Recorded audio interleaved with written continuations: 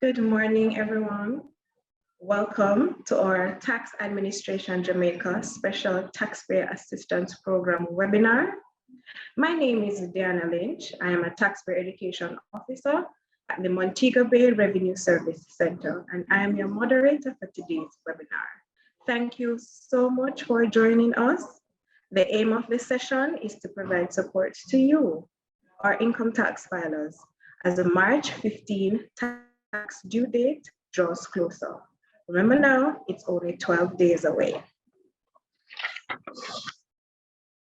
At this time, we will ask Mrs. Karen Doyle Senior, Assistant General Manager, Taxpayer Service and Education at the Montego Bay Revenue Service Center, to bring to us the welcome and opening remarks. Thank you. A very good morning to one and all. Thank you for being with us today. To our valued customers and my TAJ colleagues, it is my great pleasure to extend a very warm welcome to each and every one to our Special Taxpayer Assistance Program webinar. The Special Taxpayer Assistance Program, commonly known as STAP, is conducted annually during the last quarter of the financial year.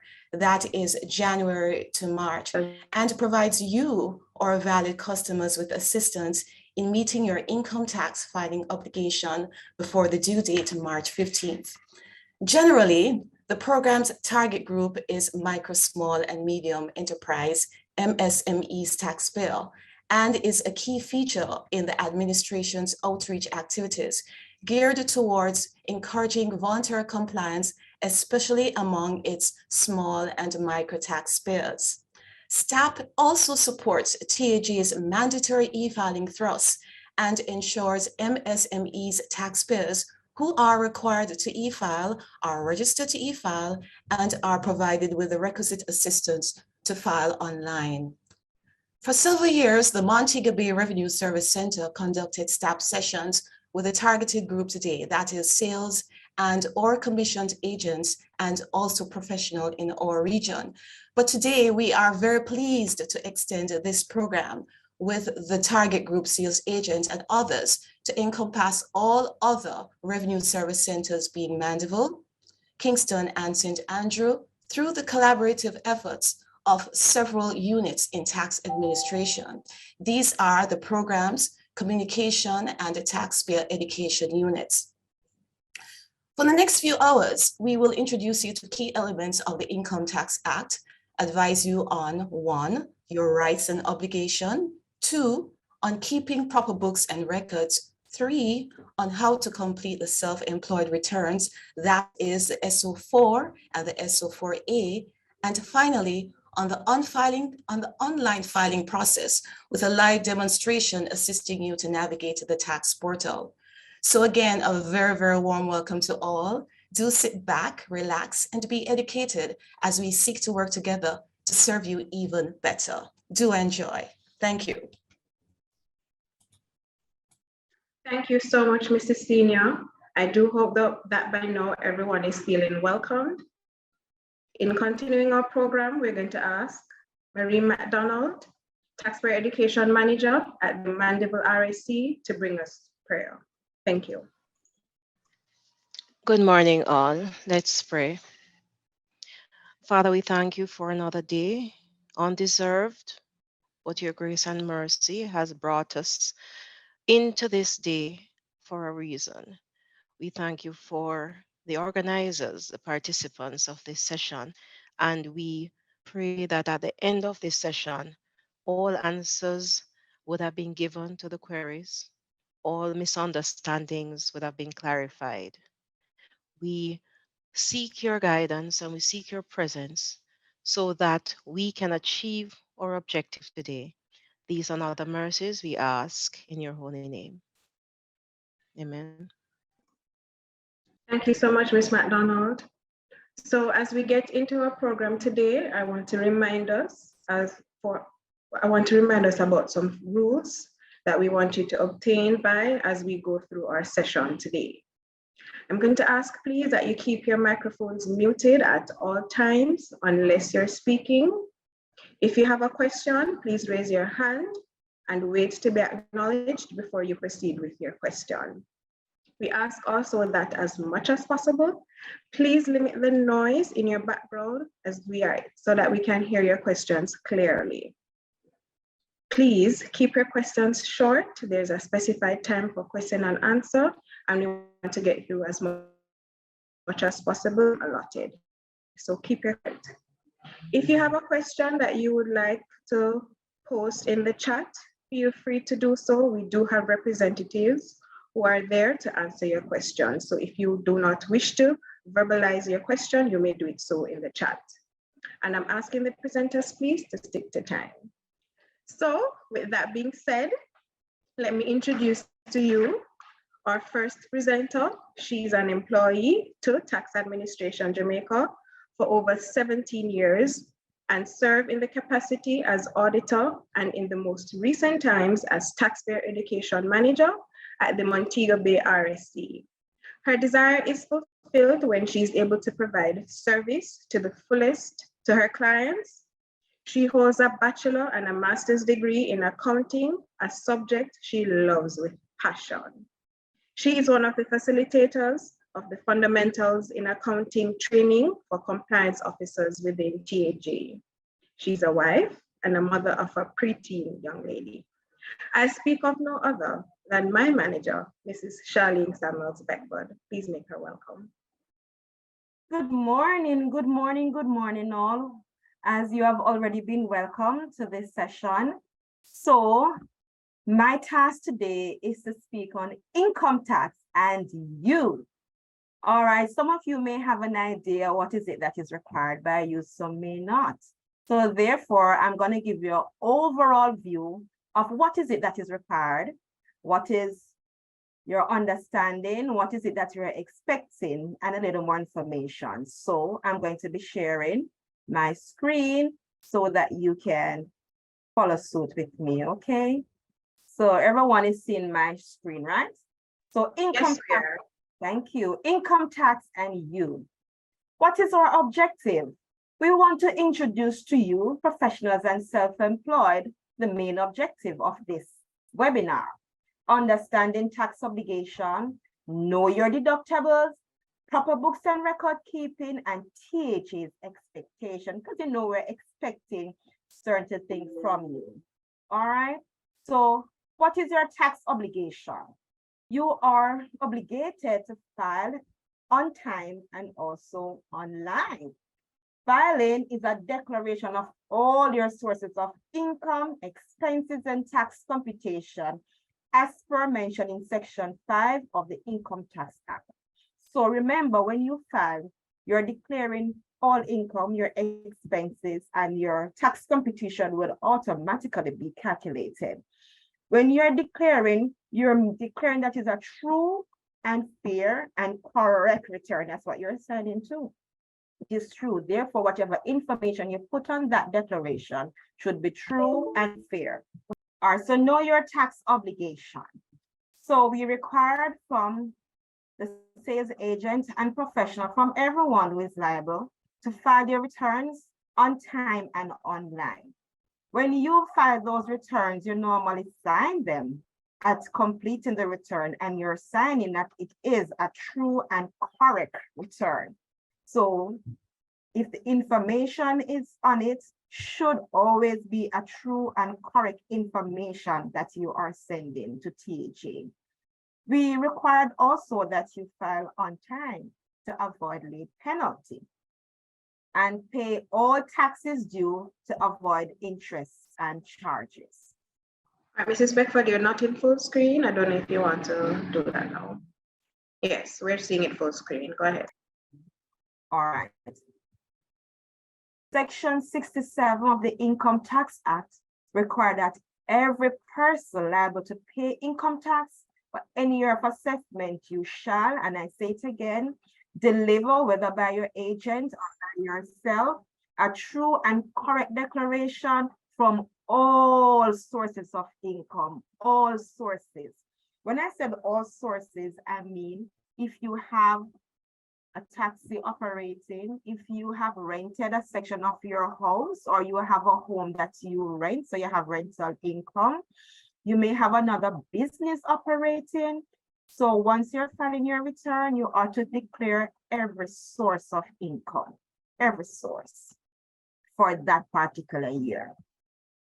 The income tax declaration, which we call the SO4, should be filed on or before March 15th of each year.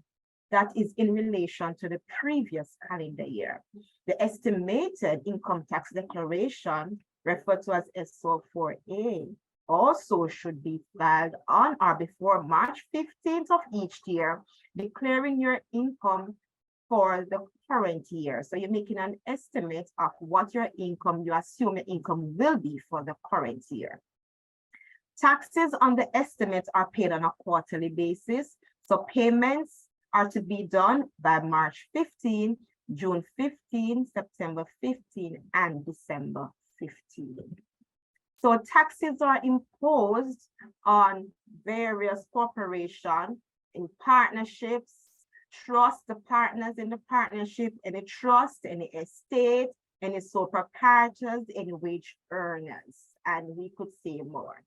So once you're earning an income and you're not on the payroll basis, generally it's required for you to file an income tax.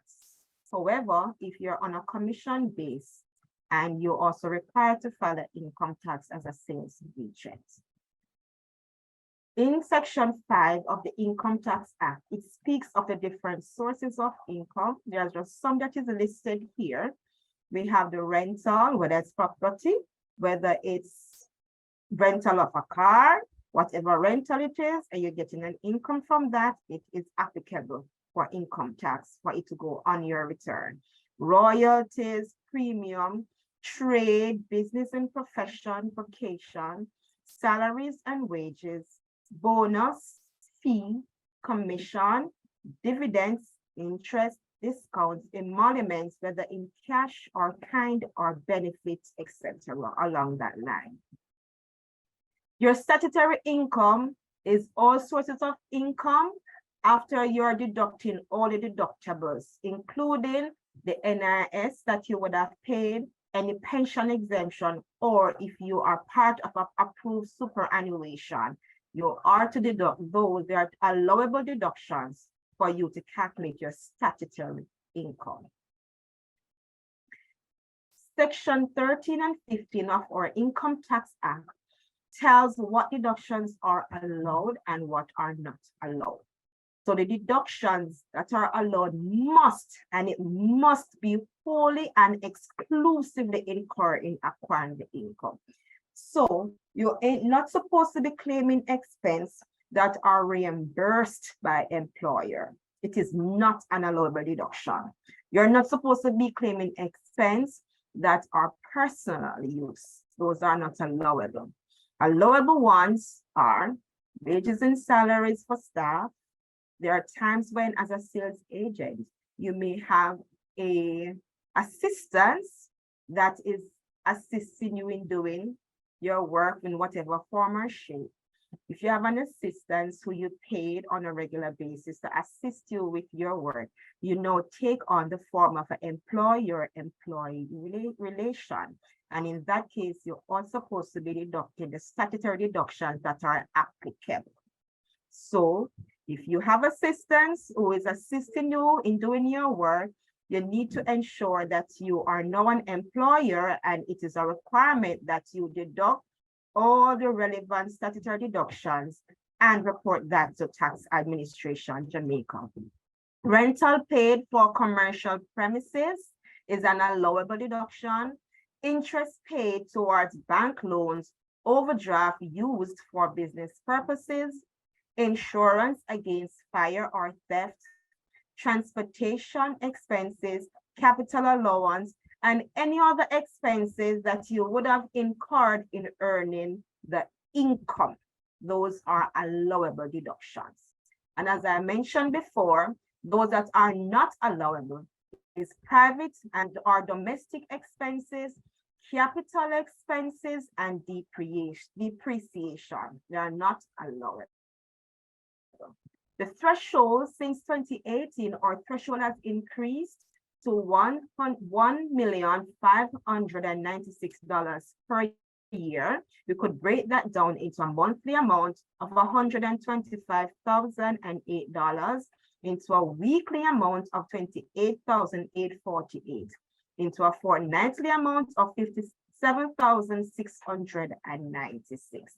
So these income tax threshold is what would have been deducted before income tax or payee can be calculated. All right. So what about those?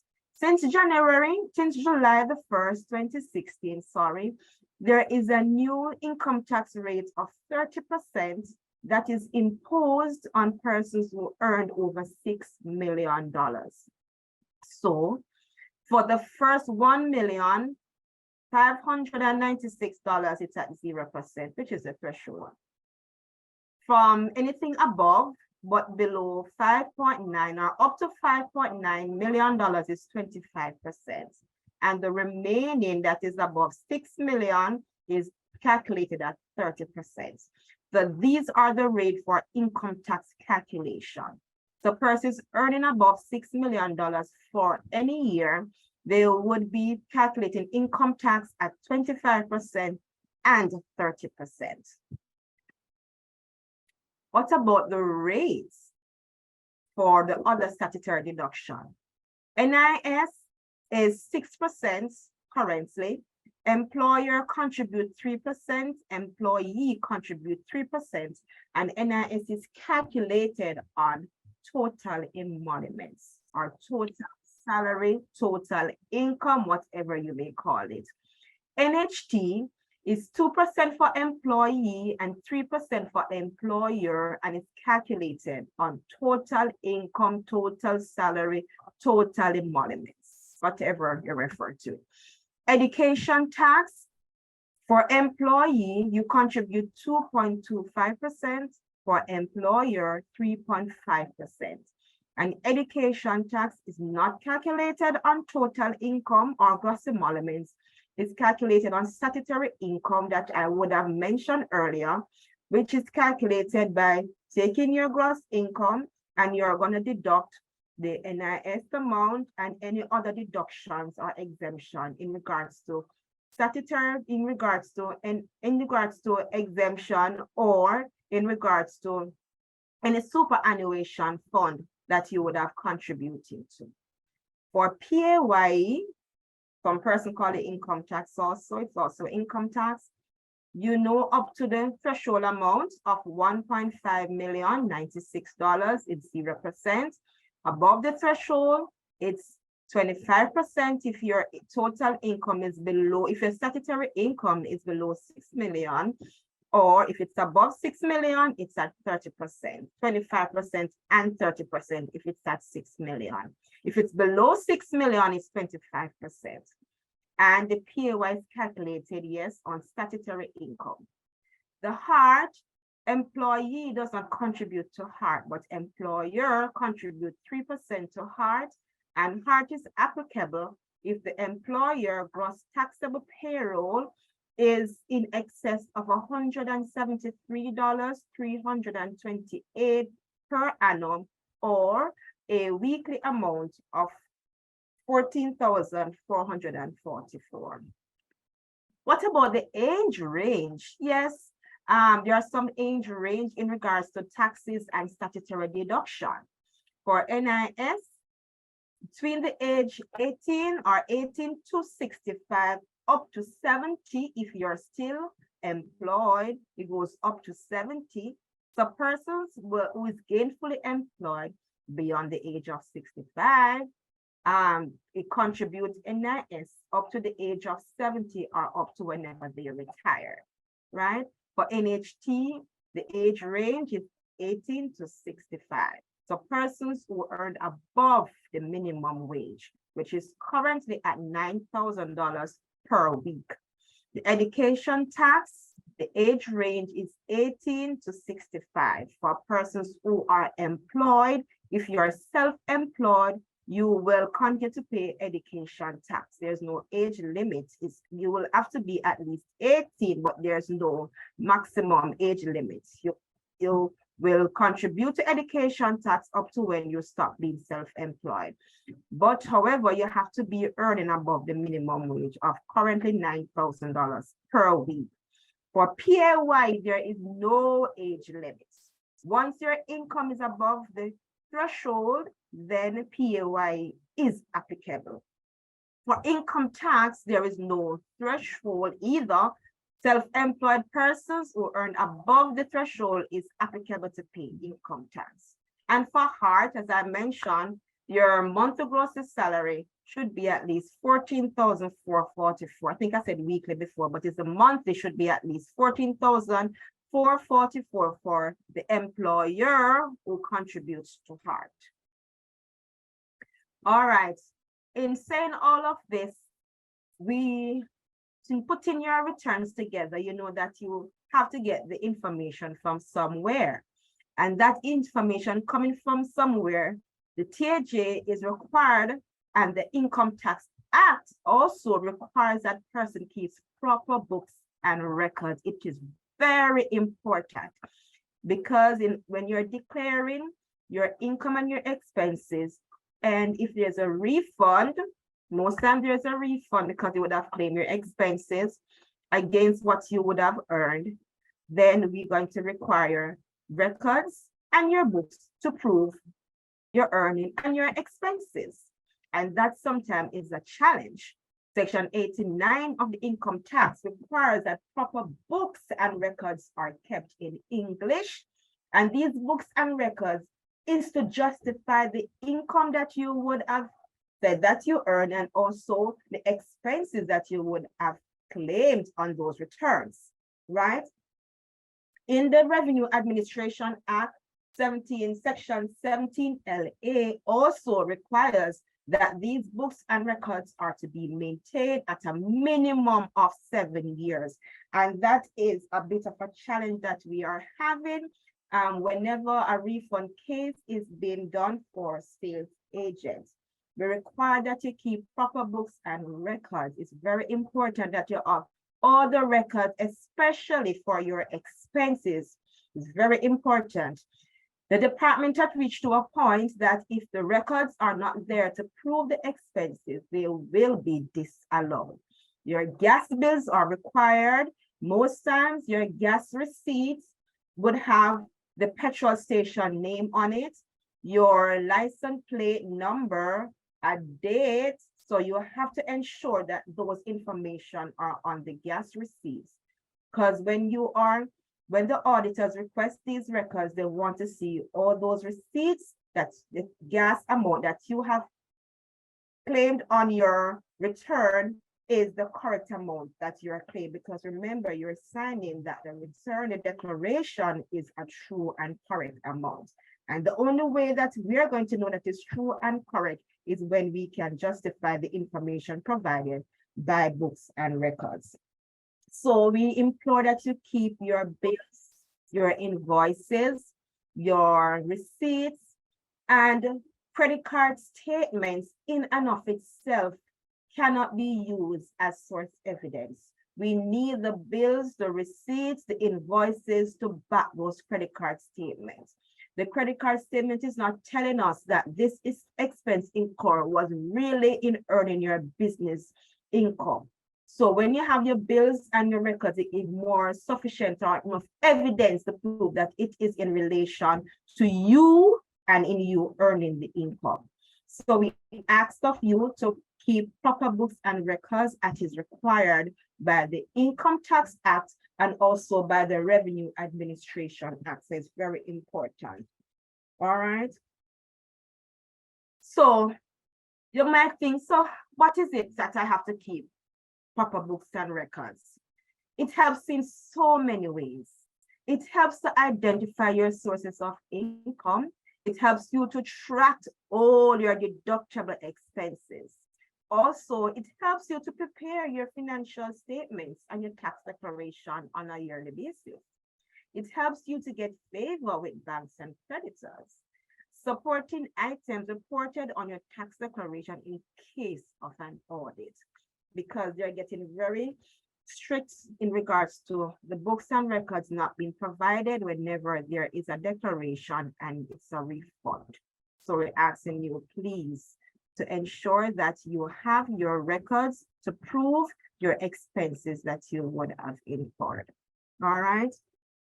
Also, we're asking that because the expenses has to be a portion in regards to like the gas and your motor vehicle expenses, that the apportionment is realistic. There are times when the apportionment for business use, you might have 90%. We're asking you please to be realistic with your apportionment in regards to business use against private use. Please. We want you to ascertain a realistic apportionment, right? Because if whatever apportionment you may have on your Schedule 3 that is on your declaration, if when it comes for refunds to be done, we are going to ask for proof of how is it that you come up with this apportionment. And based on us doing audits for sales agents, we have an idea what the apportionment, in what range it would have been. So if you come with a 90-10, 90 being business use, 10 being private use, it's more than likely that it may be adjusted, right? So we're asking you to keep proper books and records, even keep recording of your mileage. We ask that and recommend that you keep recording of your mileage that you would have done each time, so at least you can have a better apportionment or a closer or a better estimate when you're doing your apportionments, we're asking. So TAJ is asking that you should be honest in all your dealings with any department of tax administration, right? You need to be honest because you're sending a declaration to say that it is true and correct. TAJ is expecting that you do full compliance. Full compliance means you complete registration of all relevant tax types, all that is applicable to you. If you have an employer-employee relation with someone giving you assistance, you need to ensure that a payroll account is open under your TRN and that the necessary returns are being the declaration are being done on a monthly basis and a yearly basis to substantiate all 12 period returns are due. We expect that you file on time and online. We expect that you complete and preferably pay online of your tax liabilities. We are expecting also that you complete an accurate report of tax-related information. Records keeping is very, very important. I don't know how much I can stress on that. You should keep sufficient records of everything as best as you can. Keep up, even to get a book and write down your mileage that you would have done on a different days. It's very important. We recommend that you do a schedule also of your expenses. So whenever you are contacted by an auditor for a refund, we can get a schedule. We ask that you please do schedules of all the expenses in relating to acquiring the income be recorded on the schedule. So we implore on you to keep proper books and records to enable that your tax liability can be ascertained accurately. Keep TAJ informed, keep us informed. You change any information, you have changed address, you have changed your telephone, you have changed your email address, you are no longer sales agents, you are now employed somewhere which is not a commission base, so therefore you may not be required to do the SO4. Please, you have to let us know all of that, because the system is still going to be requiring an SO4, and you have to inform us, preferably in writing, stating what is your current situation, what is your current employment situation for us to act on your request. So keep us informed. What's the benefits of our e-service? that we offer. So generally the benefits, it helps you to file your declaration anytime, anywhere. Even if you're on your vacation and you're overseas, you know, you can log on onto our website and file your declaration 24/7. It is available. It is, many of you come to the tax office and most time persons are disgruntled because of the long waiting and the long line. It eliminates visitation at the tax office for you to submit your returns or even to make payments. It saves time, no more waiting in line. It saves you time. You can do your payments. You can file a declaration anywhere in your house, in your car, anywhere you desire. It reduces paperwork and it allows you to be aware of your account summary. So these are some of the benefits that is offered from our e-service. What can I do online? General information, you can file and pay your taxes online. You can apply for a valid tax compliance certificate.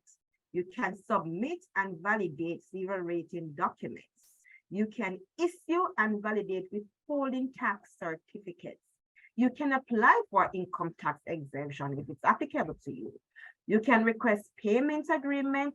You can generate a statement of account and much, much more can be done.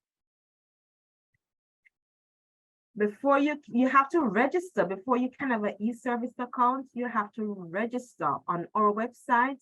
And our website is www.jamaicatax.gov.jm. You have to create an e-service account and then you can proceed in making your declaration and also your payments.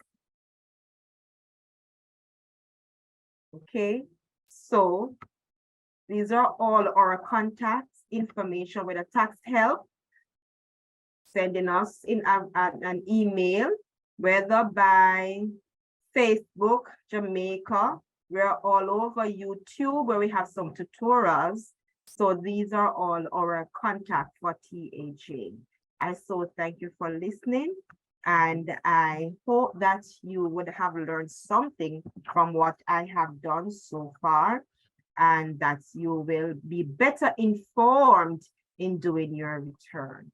So I now hand over to Miss Diana Lynch for us to give us further instruction. And I think the questions and answers will be coming up next. So thank you for listening, and do not be afraid to contact us from all the various source that is there to make your contact. Most of you might already have my number. You can call us if you're not sure. Is it that you need help with anything in regards to tax matters? We are here. We're here to serve you even better in all that we do. Thank you very much, and do have a good rest of the day. Thank you so much, Mrs. Beckford. The floor is now open. If you have a question that you may want to ask, you may go ahead and do so. I'm going to ask please that you raise your hand first so we don't have a lot of persons asking a question at once. We also have on our meeting today, Mr. Sherton Bellamy. He's a taxpayer education officer to the Constant Spring office, which is the St. Andrew Revenue Service Center. So the floor is now open. Based on the presentation made by Mrs. Beckford, if you have a question, you may go ahead now. Raise your hand so that we can acknowledge you and you can go ahead and ask your question. All right, I'm going to take Kemoy Sadler. You may go ahead with your question. Hello. Yes, we're hearing you. Go ahead. So thank you very much for taking my hand. I think I have two questions. The presenter made mention of the income tax percentage in terms of what we should pay that. I think it was 25% and 25% for persons under 5 mil and 30% plus 25% for persons over $6 million. Is it so I don't understand that exactly. So if you can explain that to me a bit more. And also in regards to the heart. Kemoy, let's take the questions. Let's take the questions one at a time. So let me just answer that one first. No All problem. right, so you have pen and paper? Yeah, man, do that. All right, so write down 1,500,096. 1 million who? 1,150,096. 596. Cool. All right. Bringing up my calculator. So when you minus, so that's at 0%. That's the nil rate. So if we're Okay. to minus 1,596,000 from 6 million, we're going to get, hold on, 4,499,904. Yeah. $4,499,904. Right? Okay. Yeah. So that's at 25%. All right. So so the first line 1500096, then the next line 4499904, and you put 25% beside that. Yeah, man. And then now below that you can write 6 million, and then you can write 30%. So what essentially it's saying is that up to the threshold amount, no income tax. Then the amount between the threshold and 6 million is 4,499,904. That's 25%. Right. And then now, when you get to $6 million, every dollar above that is taxable at 30%. Above $6 million or 6 million and above. Yeah, well, technically you'd be above $6 million because the 1.5 minus the 6 million gives you 4.4. You following me? Following you. Yeah. Understand. Okay, good. So that's the application of the proportional tax. Okay. All right. Cool. All right. All right. All right. I understand that now. Next question. The next question was in regards to the heart. Was it the heart payments? You said so employers pay heart and employees don't pay heart. No, because the 3% is on the total payroll. It's a contribution that's a deductible expense for the business owner. Okay, so employees don't pay heart. So in the case of a self-employed person, they would pay heart as well. So if you have employees, if you're self-employed and you have employees, then you pay heart. So you have to have a payroll in operation in order to pay, to be making the contribution to heart. Yes. Oh, okay. Understand that. Okay, so that clarifies my question. Okay. All right, great. Thanks much. You're welcome. Thank you, Kemoy Sadler. Thank you, Mr. Bellamy. You lower your hand, Mr. Sadler. We'll now take Omar Brown. Go ahead with your question, Omar Brown. Hello, good morning. Morning, we're hearing you. Go ahead. So thank you for taking my question. I don't know if it was covered in this presentation because I was somewhat distracted at a point. So I am a startup entity, and I observed that upon making the estimated income, one of the requirements is that I would have to pay taxes. But in my accounting training over the years is that if you don't earn a profit, then you don't pay taxes, and you also have that losses to carry forward. So I am seeking clarity as it relates to paying income tax and just an estimated revenue/income. All right. So the presumption that you made, that is in fact correct.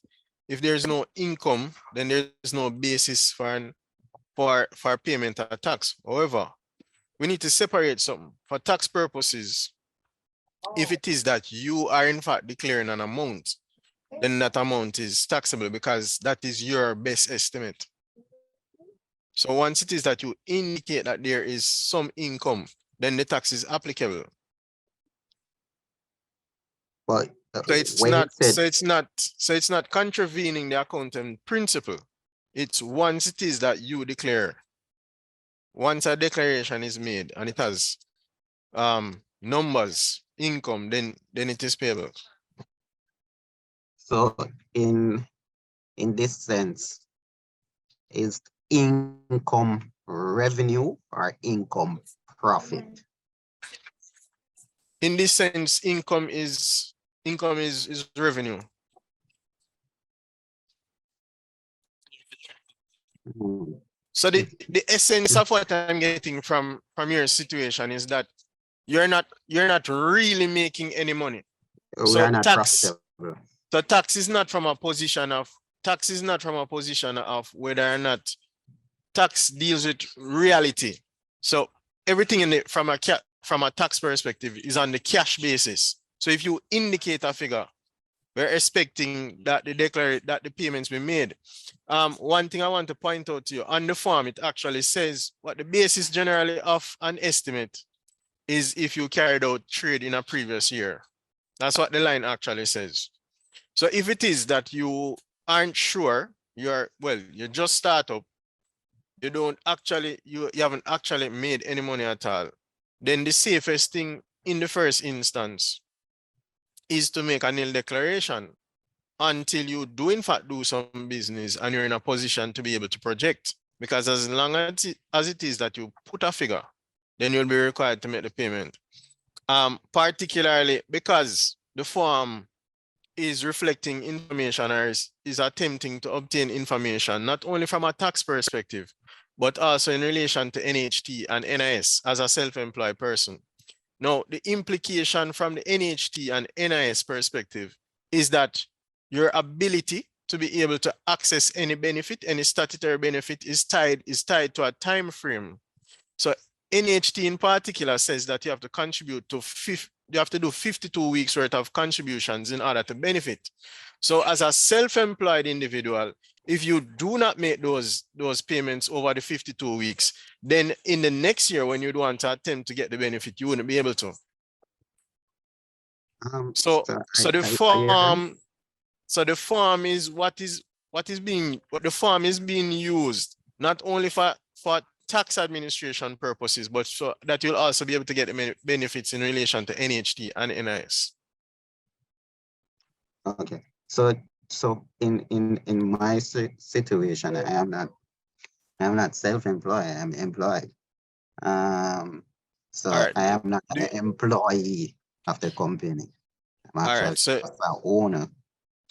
So do you have a limit? So let's clarify though. What's your organizational type? Limited liability, partnership, or self-employed?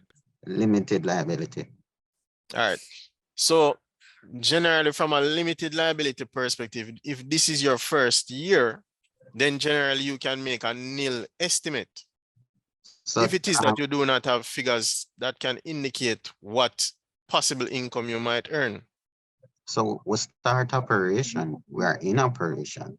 We are in operation, we are earning revenue. However, our expense exceed our revenue. Seeing that we are a startup. A startup, yes. Yeah. So there are certain investment would have to be done in order to maintain the startup and also to build a customer base that in the future translate in a profitable business.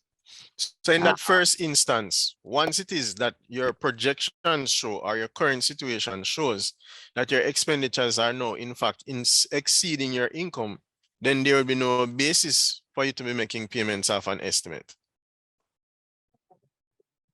Because tax is practical, it takes money to make money. So if it is that you're in a nil position or a loss position at the moment, then there's no basis for a payment. There's no basis for a payment. But yes. Then it's asking me to make an estimate. And your estimate can be nil. And that's why your estimate can be negative, as you have indicated. I try putting negative on the system and it wouldn't allow me to accept it. All right, so restrict it to nil. Restrict it to nil. But yes. Then I don't think it's a true representation. So the question or the question and the system, I don't know if it's a true representation. Because remember, it's an estimate. It's an so estimate. It's asking, not something that we're no, going to hold you to immediately. right. So the that's why I asked the question. Is that estimate an estimate of revenue, or is it an estimate of net profit? Because if it's an estimate of net profit, Mm-hmm. then it's understandable you could put nil or negative. Mm-hmm. But if it's an estimate of revenue, then if your business start operation, you couldn't put nil nor negative. Mm-hmm. You understand what I'm saying? And Yeah, I understand. based upon my interaction with the system, it's a question asking for an estimate of revenue. And Mm-hmm. my years of studying accounting Mm-hmm. that contradict my understanding. Like Okay. a business that don't earn a profit is not a business that pay taxes. In Mm-hmm. fact, and those losses are carried forward to Yes, offset sir. against future profit. Mm-hmm. Right? So it was somewhat confusing to me, and it's the main reason why I'm here, to get some clarity as it relates to that. Okay. So it is in fact in relation to a profit position. A profit position. Yes. Okay. Charmaine Bring, go ahead with your question quickly, please. Yes, hello, are you hearing me? Hello? Yes, Yes, go we're ahead. hearing you. All Go right, ahead. okay, so the question just has to do with dividends. The presenter said that you should declare dividends, but normally when dividends is paid, tax is deducted from it. So can you explain where on the form would you still represent dividends if tax is already deducted from it? All right. What organizational type are you, Ms. Brim? Self-employed. You're self-employed. Well, what the income tax declaration attempts to do is to be able to bring together your income from all sources. So even though the dividend would be declared, it's under the income that says income from other activities, which is passive income. So it is that you declare the income, and the template actually asks you to input what kind of income it is, who paid it, and what was the tax that was withheld. However, when you get to the third page of the declaration, before the income tax is computed, there's a line there that asks for exemptions. So there's one for age, there's one for pension, and then there's other exemptions. So you simply put the amount back in the exempt income box. So what the form will do is to ensure that even though it is reported, it won't be assessing tax again on the same figure, but it will show you the computation of what the tax should be on the dividend. Okay. Okay, great. Thank you. You're welcome. Yes, I do have a quick question, even though I wasn't acknowledged. Yes, you may go ahead.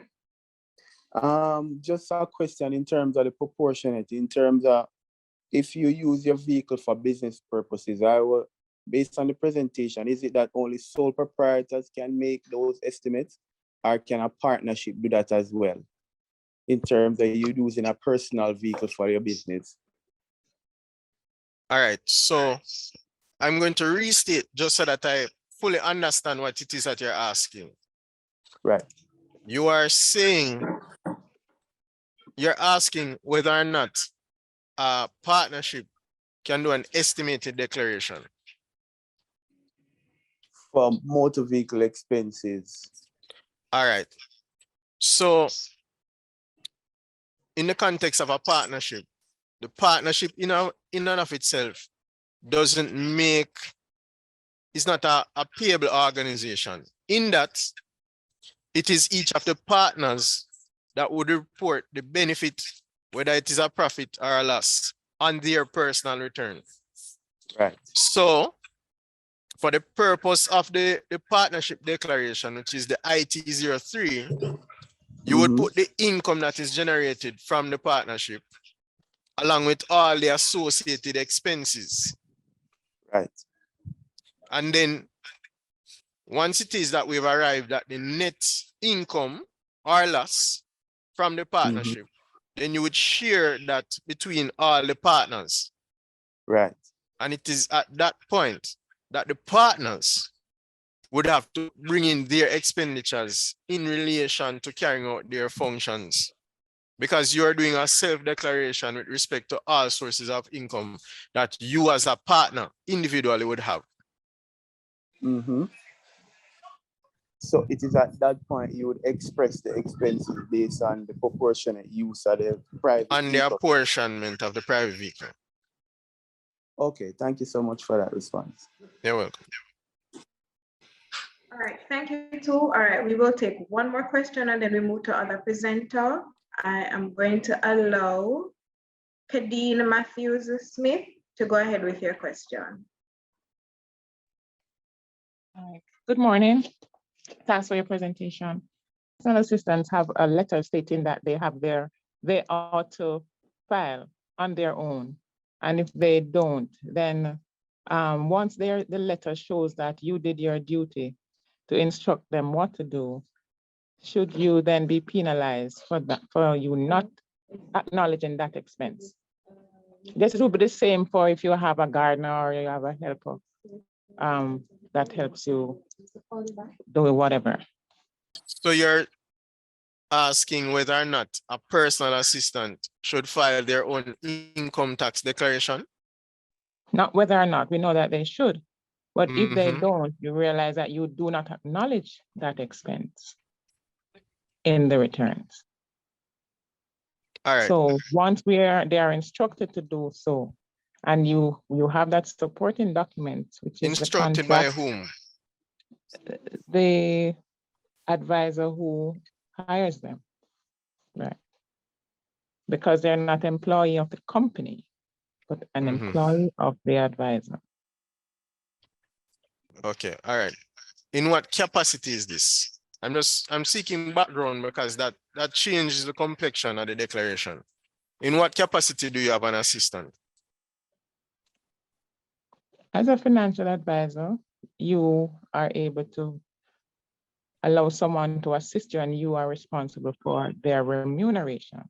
Okay. Now in that remuneration, you operate with a document, which is a contract for service, but a contract in which you outline that these declarations, this filing should be done, whatever time, the income tax, NHD, so and so. All right. One of the things that's very popular out there is for persons to be writing documents to tell individuals that they're responsible for their taxes. You can't write a contract that is in contravention of the law. And let me tell you why. There are two types of contracts under the income tax legislation. There's a contract of service, which is an employee-employer relationship. And there is a contract for services where this person is responsible for their taxes. So there are certain guidelines, basic criteria. If you tell the person what time to turn up for work, that is one criteria. If there is direct supervision, reporting and control, then that is another criteria of an employee. If you give the person leave, that is another criteria. If when they turn up for work, all the financial risk involved in completing their work is provided by the person they're doing the work for, then as I have listed all those four components, they are an employee. So whether or not you want to write a contract to say that this person is responsible for their taxes, once tax administration, we can identify these components, then the person is an employee and you are responsible for making the deductions on a monthly basis. However, if this personal assistant were simply to act based on a directive that you give them, and then they are responsible for taking out or carrying out their functionalities, and at the end of the period, they give you an invoice, then that is a contract for services. So generally, while it is that there are a lot of contracts that can be written, and there are a lot of contracts that are swirling around that are an infringement of what the income tax legislation says. So that's that's the first criteria. So that's the first thing we need to establish in relation to this. So the criteria that I've listed, does this personal assistant fit into these criteria? Oh, yes, yes. So So but the the first thing person, we'll have to check back that letter. It's contract for service or of service. well, that's exactly what I'm speaking to. If the criteria are met, then that letter is void. Hello? Kathleen, Matthew Smith, we want to know, have we satisfied your question, your curiosity? Do we need to go further? I think I will have a follow-up question after checking the contract, after examining it. Because we saw that there was an issue prior, and so we have been assisted, to have a uniform document. So I need to check that uniform document that comes through our HR should have those components, but I'll double check and then Okay. see. All right. All right then. Yeah. All right, thank you so much for your questions, participants. It really was an interesting one. For those of you who still have questions, we won't be able to take them at this moment. Feel free though to post them in the chat and we will respond there. Thank you so much so far. And do we continue? Thank you, Mr. Bellamy. So we continue with our presentation. We do have one more lined up for today.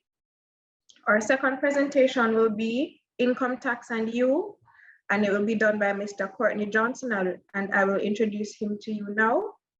Courtney Johnson currently performs the duties of Taxpayer Education Officer within Tax Administration Jamaica, a job he executes with pride, enthusiasm, and a high level of professionalism. Courtney has honed his skills as a tax official from his years of experience as a compliance officer, a senior compliance officer, and a collector of taxes. He is the holder of a bachelor's degree in business administration, majoring in accounting and financial management, a trained trainer, a public speaker, and as a result, he has represented TAJ on many public engagements, both on radio. Let me repeat. He has represented TAJ on many public engagements, whether on radio, social media, or in person. With his endearing and affable personality, he has been able to engage persons across the varying social, societal, and age demographics. He has a natural ability to get Eskimos to buy ice. Most importantly, Courtney is a man of God. He gave his life to the Lord at a tender age of 13 and has held on to his Christian faith to date. He is married to Stacey Ann for 20 years, and together the union has produced 3 biological children, 2 boys and a girl. Courtney's newest motto in life reads, "Life is precious, so don't lose out on the opportunity to do unto others as you would have them do unto you." So without further ado, please help me welcome Mr. Courtney Johnson. A pleasant good morning, everyone. And thanks again for coming by this day out of your busy schedule to make this happen. As you know, this is the height of the filing season, and you have 14 days to go. Oh my word. And what do you know? Most of our self-employed persons are excited and eager to go on the adventure of filing the SO4. Now, so this morning we're going to go right into it, and we'll make short stops at intervals to take a few questions.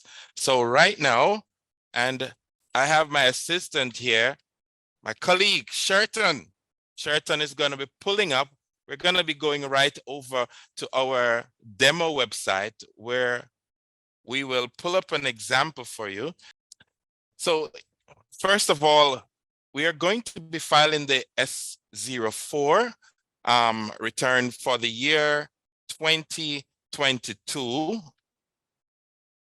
And as you would have been aware from the previous presenters and your knowledge of the S04, it is a self-employed person's return of income, taxes, and contributions payable for the year. The year that, I would say, the year that just ended. In this case, we're talking about the year 2022. Now, in filling this return, you would, of course, know that you already have an e-services account. So you would sign into your e-services account. It's a 3-step process, folks. Sign into your e-services account using your login that you've created and enter the password that was sent or the one that you have edited to use. Then you click the sign in button. Now you're on your account. Then step number 2, you click on e-services, followed by manage my e-services account, and there you go. You are now on your e-services homepage. And again, just for review, you know that you're on your e-services homepage because there are 3 headers, subheadings from left to right. You have log on. In the middle, at the top, you have alert. And to the right, you have I want to. So now you know you're on your e-services homepage. All right, so to get to the part where you file your return, let's go. So we scroll down on this page to our account types. And in this case, you will see National Housing Trust, National Insurance Scheme, and then you will see a little red alert box, triangular box beside the word income tax. And that's where you're going to do the clicking. So you're going to click on income tax for me. Go right ahead. Once you have clicked on income tax, it takes you to the other page where you will see all the periods that you have filed or haven't filed yet. So you're now on the periods page. Now the ones which are filed already, you would see it says return statuses. It's an on-time process or it has multiple return, etc. However, the message under the message column, you see to the right of the period that the return hasn't been filed yet, it's going to say file return. So we are going to be filing in this case for the period 31st December 2022. So you can either click 31st December 2022 or click file return. So we click file return. And that takes us to the page where we have 2 suspected returns. Yes, so under your return subtab there, you will see SO4A, and you will also see SO4, self-employed annual return. So you want to know the status of both returns. So the first one, the one below, you're going to be seeing where it says the status is that it's late process. Means that you have already done this SO4. Remember now, we don't do SO4A at the end of the year. When do we do it, ladies and gentlemen? We do at the beginning of the year. And the beginning here means March 15 of the year, or declaring that you will earn. SO4A comes in. Now, they would have known how much expenses you're not estimating. This is, so we file now. We have, so you have section, which is for general of your income that we're going to get that reduce, and it goes computed. And they see other little things like any other tax that was deducted in order to reduce tax and F in income tax reduces the and you have how what's your and you tells you all red and once in Jamaica employed fully occupied. All right, so fully in again fully employee you have an definite. So our services, ladies and gentlemen, all the tenets of a contract deemed. So we have now where you are gainfully occupied. So if you are not gainfully employed, you have self-employment income, means that you're gainfully occupied. And you're given the choice to choose between, are you in gainfully occupied in Jamaica or are you gainfully employed in Jamaica? Shortly, but I want to point out before we go again, folks, because we're going to get right into it. The form for 2022 period has been amended to include for the first time, persons who are filing. So you want to indicate after your number. So let's put in an NIS number. And your NIS number in this case, try use a capital B when you're doing it for me, see? So the NIS number is usually starts with a letter followed by 6 other numeric characters. Put in your NIS numbers. Part where you have that blue dot, and our blue dot is very, very interesting item is about. So if you click on the blue dot, if you're not sure what's going on here, you just click on that blue dot to the left of the screen. It says in the first one, it says this means it is your first time filing an income tax return since you have started business. All right, so if it's the first time, you want to say yes, or if it is not your first time, then you say no. So we're going to say no in this case. So you might be asking the question just before I passed it to the no part of it. Why yes? And the answer is, if you say yes, you're filing for the first time, the commissioner wants to know what is your filing period. Are you using the calendar year or the tax year as via the Income Tax Act Section 2? And the tax year means January to December.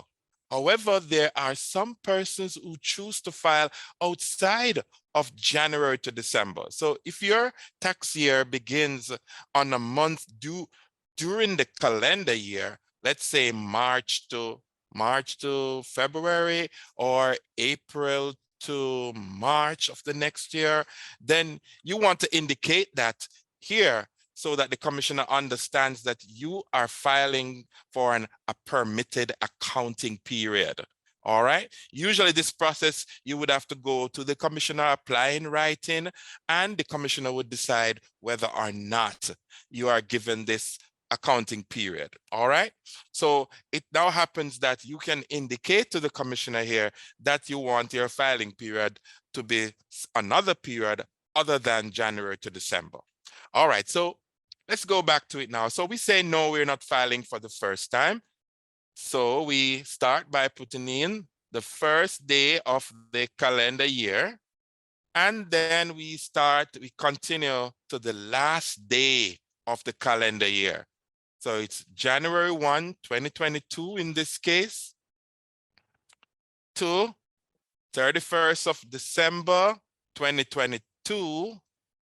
And you see, as you can see, we have our very interactive calendar where you click on it to the right, and yes, you just click and put them in, and that's it. Oh my word, that's so easy.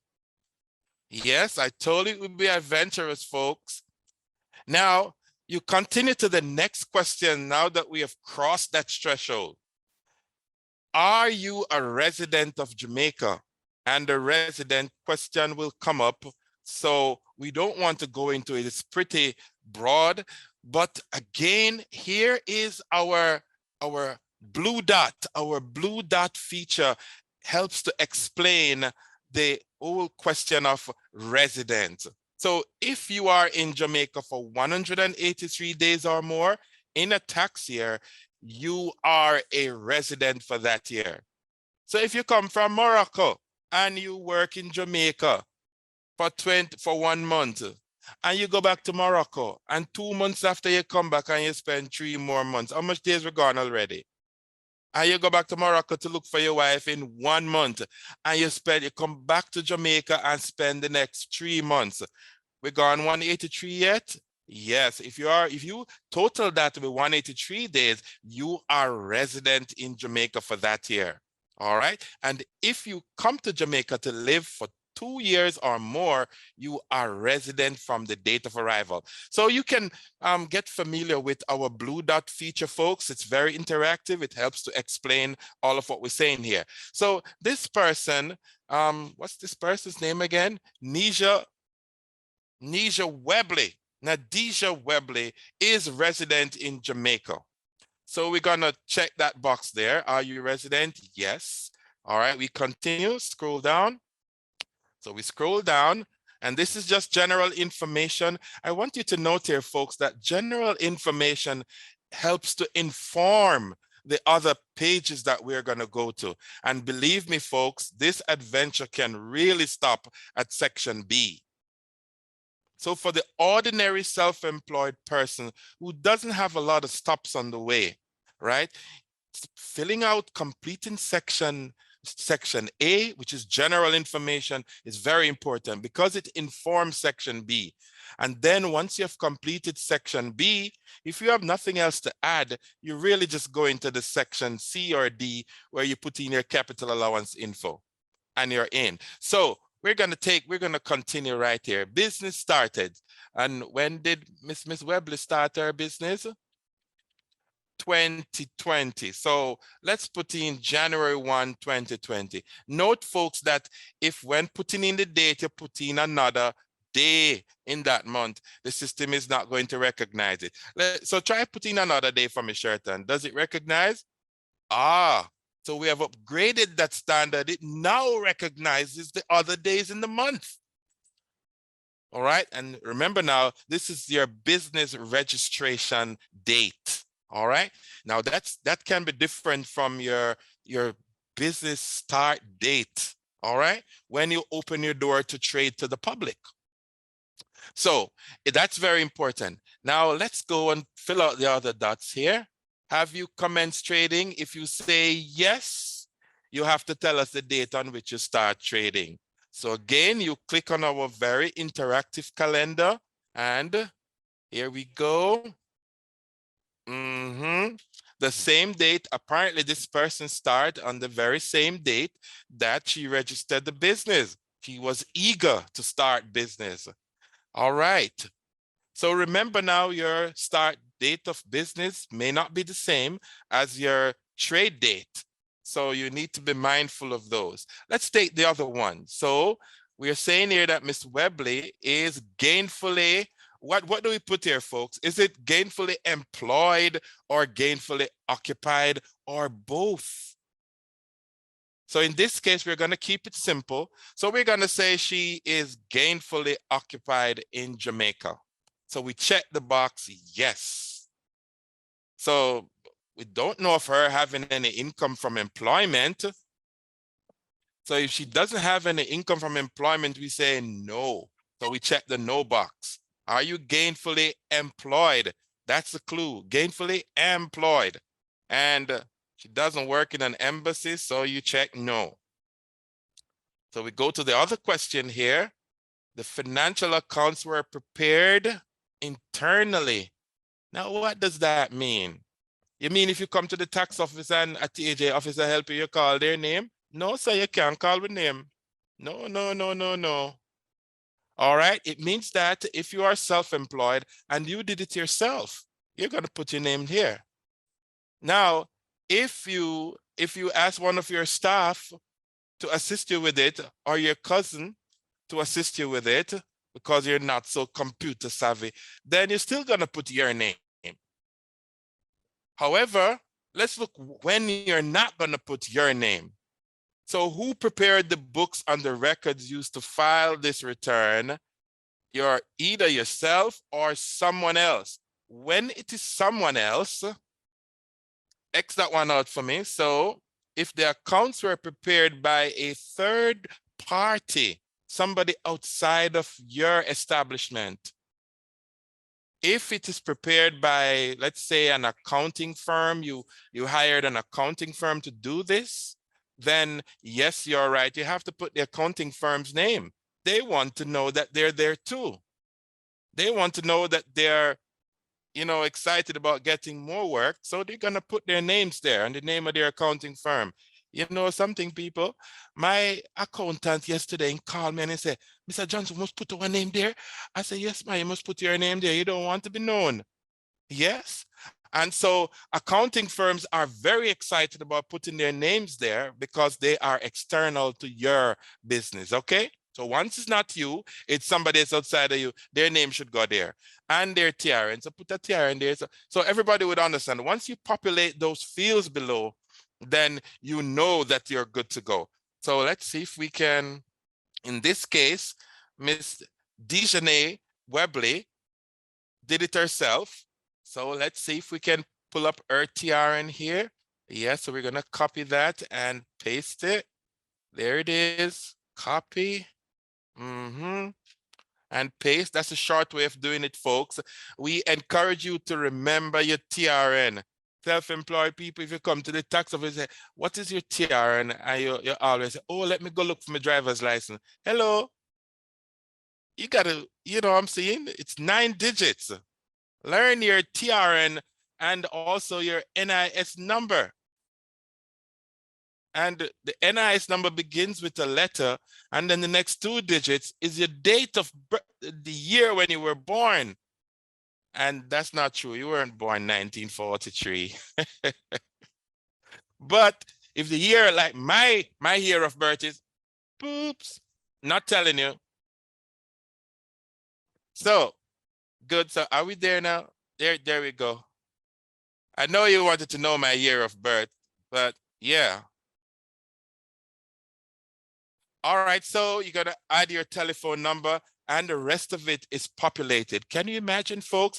It's that easy. So we have just begun this journey. Welcome aboard, ladies and gentlemen. This adventure is gonna get a little more exciting. So we click the next button. We have completed our general information. Mr. Johnson, sorry to Yes. cut you, but before you go ahead, I see a few persons in the chat asking, Questions? how did we get to this page? I don't know if they were not on when we went through it. So they're asking, how do we get to this front page here? I don't know if you want to go it over from Oh, login. absolutely. I'm going to ask these persons, please to write this down now. How did we get to this page? So again, just reviewing now, you sign into your account, your e-services account. Jerton, go back there for me. My colleague and able assistant here. So first of all, you go to the Jamaica Tax website. That's www.jamaicatax.gov.jm. Let me say it a little slower, or you could just look in your address bar. It's www.jamaicatax.gov.jm. Now that you have written that down, you simply click on it. Certain, are we there? And you would be on the Tax Administration Jamaica's website. And you will see this page come up on your screen. So the next thing is, since you would have had your login information already, you select login from the top right corner of your page. Hold on, we're changing some features here. And here we go. So we're typing in now All right. So once you're on this page, you click on login, enter your username that you have created and the password. And you click sign in and you're in. And remember now, as a self-employed person, to file your S04 return and S04A return, you must have e-services account. You must have an e-services account. Want to do that again? So let's do it again. So Jamaica Tax, that's a website, www.jamaicatax.gov.jm takes you to our corporate page. And there it is on screen now. You will see home. You know that you're there because you see Tax Administration Jamaica, and you see our world-class globe over to the left. And below, there are a number of tabs: home, about, TAJ, publications, etc., etc. Go over to the right now and you click on, there's the hand sign. You click on login. It's right there. And this page will ask you for your username and your password. So you put in your username and password, then you click sign in. Having done that, we're having some technical difficulties, but having done that, folks, you would now be on your sign in page. You're still not yet on your e-services homepage where you can file the SO4 returns. So on your sign in page, you click on e-services, then manage my e-services account, and that takes you to your e-services homepage. So it's two-step. Sign in, e-services, manage my e-services account, and you're there. Voila. Now you're ready. We're good so far? All right, I think it's coming up now. How is it going? All right, it's up. So remember now you're on, scroll back up to that page for me. And you know that you're on the page because you're gonna see your name over to the left with a few more details. And of course, you see that exciting red amount there. All right, remember now, this is a demonstration. Your balance might say 0, so it's not gonna be in red. Don't get excited. But if it is in red, you should get excited and call Tax Admin Jamaica, because it means that we have some business to do. All right, so log on. In the middle, you have alert, and then to the right, you have I want to. So having seen this, you know you're on the right page, folks. So you're gonna scroll down on the same page, and you're on your accounts tab, and you're gonna go to the sub tab, and it has some sub tab. So account type with the alert box, that triangular box. See the hand sign there over there? So folks, you're gonna click on the income tax link because you want to file an income tax return. You're not going to click on the NHT link or the education tax link or the others. You're filing an income tax return, folks, ladies and gentlemen, and that alert sign is there for that purpose. So having clicked on the income tax return, you are going to select the period for which you want to file. And in this case, the period usually begins with the 31st of December. It's either 2020 or 2021, 22 or 23, but it begins with that. All right. And why it is in blue, again, you can either click on the period or you can click to the right where it says file returns. So in this case, we click file returns and we will see 2 returns as we would have mentioned before. And one that was filed at the beginning of the year. Mr. Johnson, are you there? I'm sorry, I think we lost Mr. Johnson. Just give us a minute, please, to have that rectified. Right. So we have to get rid of the fire hazard in the house, folks. So we just did, and we're back online. So we continue from where we left off. Awesome. Now we're seeing together. So we're going to enter the information again for the purpose of those persons who were not in the space. And I know that Zandria from Amsterdam is listening to us because she was at my office yesterday. She was right here filing her Jamaican income tax SO4 return because she, apart from living as a Jamaican in Amsterdam, she also operates a beauty salon here. So she has Jamaican income. Awesome. So here we go. We put the NIS number, and it begins with a letter for the self-employed persons, followed by answering the question, is this your first time filing? And then we go to the period for which you are making the report. And you use our interactive calendars, our user-friendly interactive calendar, enter the information. And we had said before that we're using the calendar year, which is the standard year as stipulated by the Income Tax Act. However, you can choose to have a permitted accounting period by, as a new feature here, indicating to the commissioner on this that your period is outside of the calendar year. I mean, you're using another month. Okay.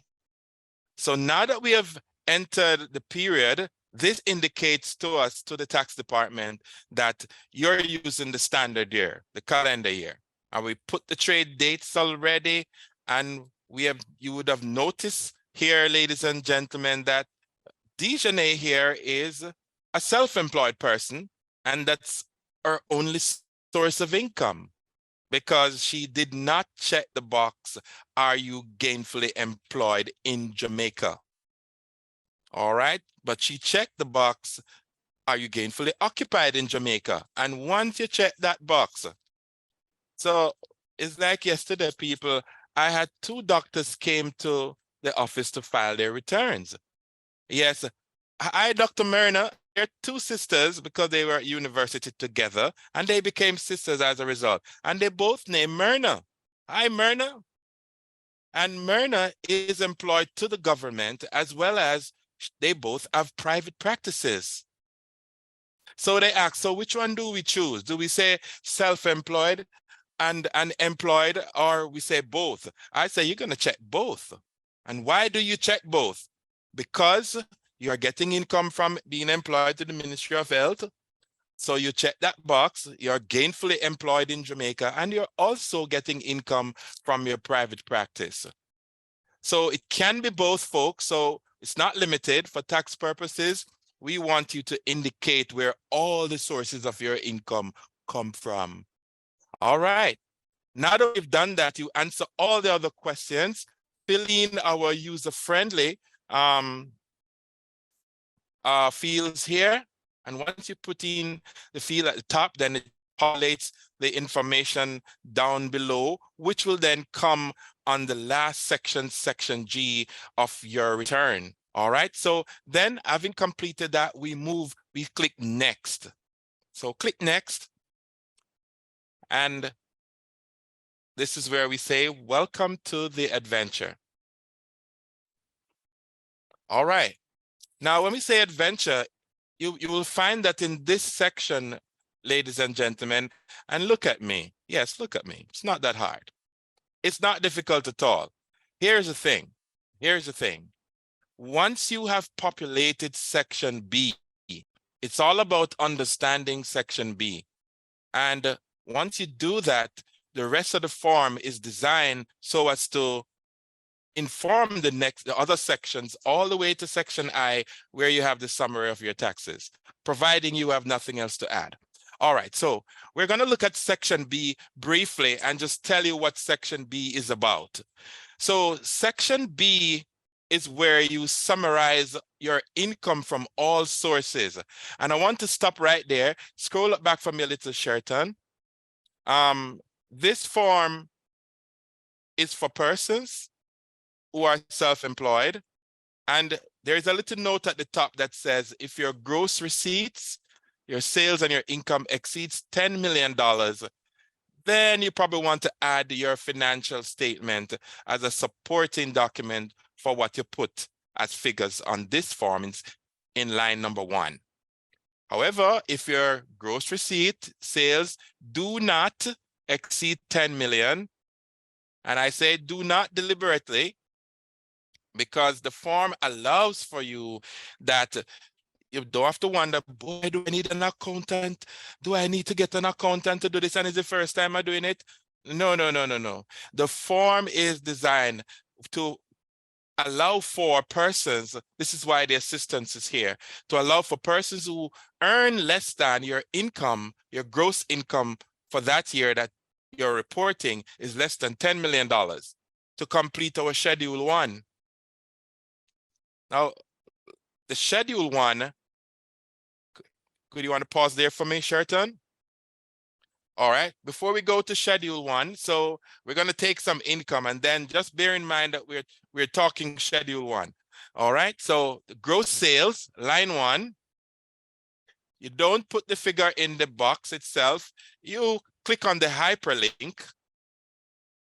The letters in blue, you click on that. If you click on the box itself, it is grayed out, so nothing is going to happen. However, if you click on the hyperlink, which is gross sales, receipts, income, then it will open up that box that will allow for you to populate the fields that relates to you. So let's do that. So we click on gross sales, receipts, income, yes, and we say that Dijonais has gross sale of $5,420,000. So we're keeping it simple for the most part, because not everybody have gross sale of 6 million and over. So, you know, if you have 6 million and over, yes, this you can put it there too. But we're going to start with a simple figure. So 5,420,000. And Dijonais, did she have opening stock? All right, so she started with $120,000 worth of stock. She buys and sells. She buys and sells. This is called trading, ladies and gentlemen. I see some people put in restaurant as trading, unless you buy and sell restaurants. If you don't, if it is that you offer that service, then you don't want to put purchases and put restaurant information here, so. Right? Because purchases in the strict accounting definition means goods that were bought with the primary intention for resale. Are you with me? Okay, awesome. So in this case, Dijonais buys goods and she is going to sell them. So the first thing she has to do is declare her income. Then she declared the stock that those income came from. So she purchased $2 million worth of stock, go downtown and buy some shoes, some dress, and the latest TikTok clothes. Yes. You know, you can't say no, know nothing about TikTok. Mr. Johnson? All right, folks, let's have fun here. Yes, go right ahead. Yes, I'm sorry. That's fine. I just want to reiterate Yes. the filing of the returns for the commission-based persons, the persons who are in receipt of commission and filing the return.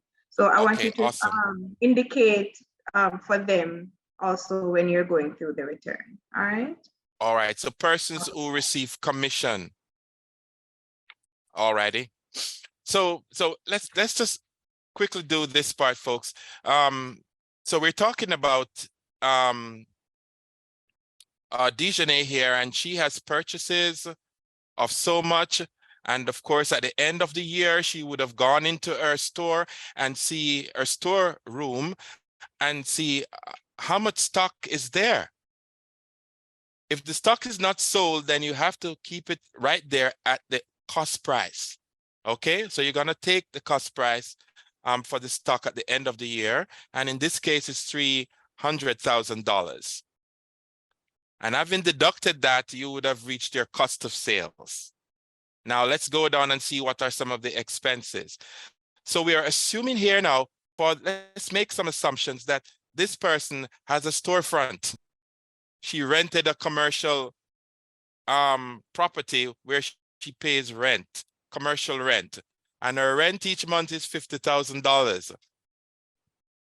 So for the year, because you're accounting for all your income and your business expenses for the year. So 5, 12, 60, $50,000 a month. Take out one of those zeros for me. There you go, 600,000. And she may have employed, because when you're selling goods, you need somebody inside there, unless you go and do it yourself. But to put the flour and serve them out at 1 and 2 pounds, you need help. So employ somebody. All right. So you would have paid this person, whether it's at the minimum wage of $9,000 at this point or a little more. For the year, that would have been 9 times. If it's 52, you get 468. That would be the total salary for the year. And of course, because you have an employee, it is expected that this contract of service that you have as the employer, you are going to be deducting all the statutories that are applicable. So yes, you will have the NIS, the NHT, the ed tax, and where applicable, income tax and HART. But notice here, folks, that you didn't say income tax there. And why is it that you can't claim income tax here? Because it's not your own. You take it from your employee salary. That's your employee's contribution, right? But you, in this case, Dejanay, as an employer, she's allowed to claim the employer portion. And the employer portion, remember that in doing her SO1, she would have computed the employee portion and the employer portion and put it onto the SO1. Now, that is an allowable deduction when filing as a self-employed person, that you claim the employer portion. So in this case, it's going to go right in this section here in lines number 10 on your Schedule 1, page 1. All right. Motor vehicle expenses. Of course, if it is a motor vehicle that is in your name as a self-employed person, and there are some stipulations to that again, folks. We can't go through all the line items here this morning, so I'm just gonna do it quickly for that. The motor vehicle in particular, the portion that is attributable to the business, those are the expenses you're gonna claim, right? So if you insure that limousine for $5 million for the year, the tax department would rather you use a Pro Box or a trade vehicle. A trade vehicle, because if you buy this rich vehicle and then want to claim all of this insurance and all of this thing, the law is going to come in there and say, oops, what is applicable under normal circumstance for a buying and selling business? You can't be like the insurance folks who have to drive a limousine. It's all about image. In this case, this is buying and selling goods, folks. So you would use the motor vehicle that attracts the least expenses for tax purposes. However, you may claim the portion of your registration, insurance, fitness, that is applicable, and your fuel that from the business to where you go and deliver and come back to the business, you would apportion it accordingly. If you're not sure just how much, one of the general rule is that you take the least of the expense. Most likely is 20%. However, if you know that it's more than 20% you use, then you need to have your notation to explain to the tax department when required that, hey, it's really more than 20%. All right. So just to be on the safe side, if you don't keep proper books and records, then it's important that you use the critical 20% and allow for the tax department to say, oh no, you should get more based on your usage. So based on usage, folks, you keep records or you write down notes. All right, so keep your notes and records. Record keeping is king. All right, so having done that, you enter your motor vehicle expenses and any other expense that is attributable to earning your revenue at the top that we saw there. So the general rule as per section 13, section 5 says in earning the income, you are to deduct or you can be allowed any expense and or disbursements that are wholly and exclusively incurred in earning the income. You understand me, people? What it means is that if you can tie that expense directly to earning that income, then we're talking about it can be allowed as an allowable deduction for tax purposes. So again, any one of these items would be applicable. But let's say before we leave this little section that if you don't see your line item there, don't be worried. We have lines 37 on the same sheet where you can enter your expense line item. Okay? So we don't want to put everything on a miscellaneous. You can put miscellaneous there, sir. Right? That is when you're not able to classify that expense item. Okay? Because the tax department going to ask you, oh, you're miscellaneous or miscellaneous. Yeah, what is that? You know, so you want to itemize that expense, even if you don't have the item for it, you know, say what it is that you did or say that. So you're going to say what your expense item is. And don't worry, TAJ will put it in the appropriate classification. So you have box 37 that allows you to itemize each line item. And I have to say at this point, I see my manager here and him dress up like African-American. Yo, boss, blessed. Mr. Weatherbird, yes. All right. Okay. All right. So having done that, folks, you would have entered all your associated expenses that are attributable to earning the income.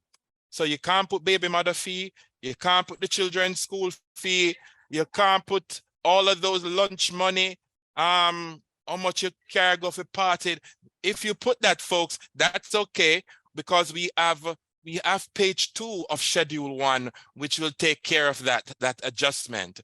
So if you didn't know, you know, that it not to go there, page 2 is there to help you, right? Because any expense that is not directly attributable to earning the income, we then have to add it back now on page 2. Go to page 2 for me. Let's see page 2 there. Yes. So we're going now to the next part of making the adjustments to your critical business administrative expenses. Because sometimes, I have to be honest with you, as a business person, folks, you really don't know what is allowed for tax purposes. So here's the thing, the form has been amended to say, okay, put everything out there. And if you're not sure how you apply the rest, and the accountants who are in the space would know a little more about this. Welcome, accountants. Nice to have you. So, for example, depreciation is allowed when arriving at your net profit for accounting purposes. But for tax purposes, depreciation is not allowed. So if you had deducted it when doing schedule 1, page 1, then you now have to add back the depreciation to arrive at your, what we call your chargeable income, or in this case, in arriving at the income to be taxed. All right. So you add back depreciation there now on page 2 of your schedule 1. And of course, if you have donations, And you know, the donation part is you can't just donate everything because you don't want to pay any taxes. Come on, people. You know, say, oh, I donated it to charity because they needed it so much. And so does the government. This is why there are rules. All right. So you can make that donation of 5%, 1/20th of your statutory income. So if you do 1/40th, don't get me wrong, folks. We want you to be very charitable and donate. But for tax purposes, you can only claim 1/20th of that statutory income. Okay. So if you pass the 1/20th, then you have to put the rest over here. So on page 2 of your schedule 1, where is the donations in line 2. And of course, the last one I'm going to zoom in on here are your personal expenses, non-business related expenses that you may have deducted. Because you say, boy, I have to pay my rent. Because I'm a self-employed person. That's what I have to pay my rent out of my business, but the rent is not allowed for tax purposes, only business rent. And you would have captured that on page 1 of your schedule 1. All right. So if you put in the personal rent for home where you live, you now have to add back that figure here. All right. So once you would have done that, that would have increased the income that is subject to tax.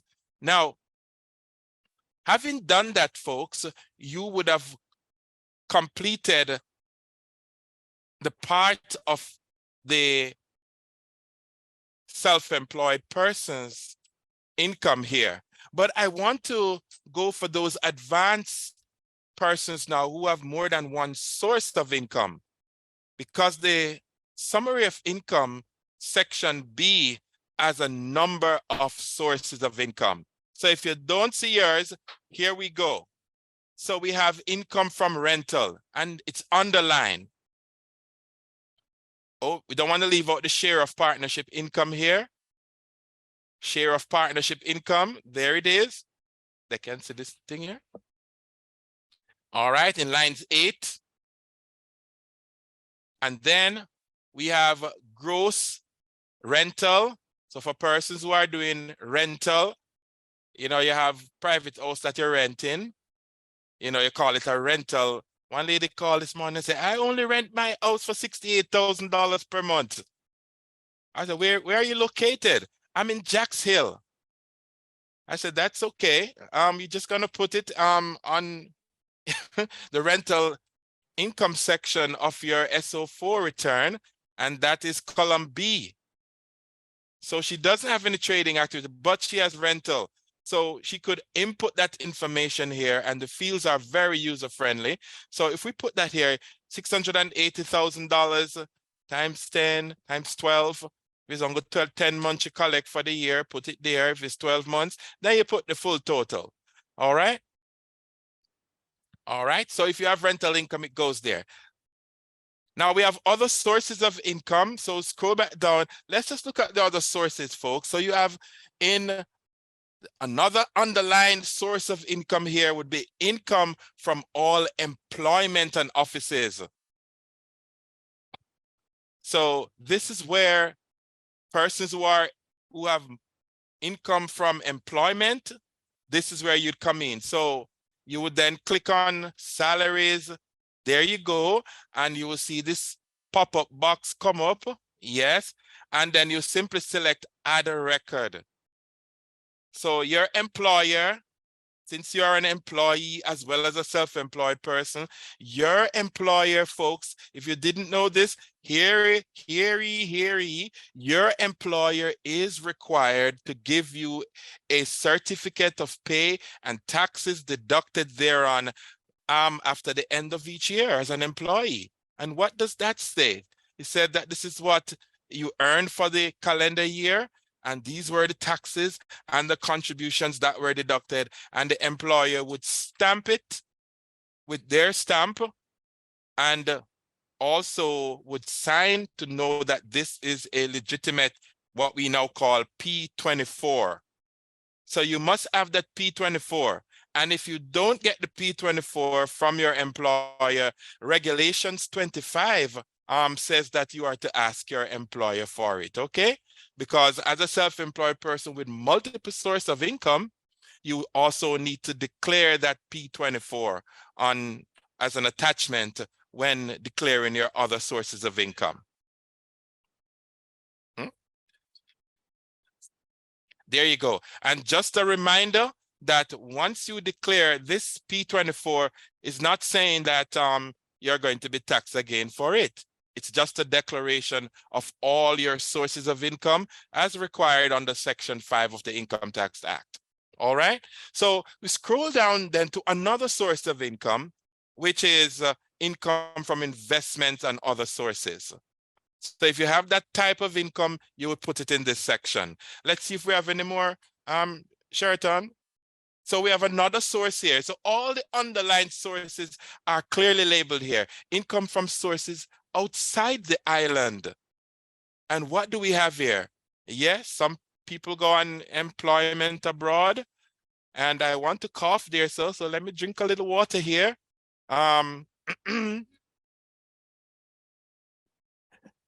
Yes, so if you are in employment abroad, most self-employed persons, let's be honest about this, folks, want to know that, you know, you're paying into your taxes here in Jamaica, and you're also able to contribute to your NHT and your NIS. Because if you're a teacher and you are in employment here, and now you go overseas, and you're employed by the government of the United States of America, and now you come back and you want the benefit, we're going to ask you to declare your income here. Now I leave the rest to our technical experts to tell us how it's treated when we go back to the NHT and the NIS schedule around the back. All right. But your income, this is the declaring of your income from all sources. So you need to put it here. All right. And if you're self-employed abroad, whether you do it under the table or, you know, everybody say you juggle. Jamaica people, you know it already. When you're doing a little juggling. Yeah, man, juggling income should go here as well. All right. So income from all sources, hustling. I've been corrected, folks. It's hustling. Yeah. Hustling. That's a nice word. Hustling. We're a nation of hustlers. That's not true. We're business people. Thank you. I apologize for that, ladies and gentlemen. Now, let's go. So any other income that you earn outside the island, even as a nanny.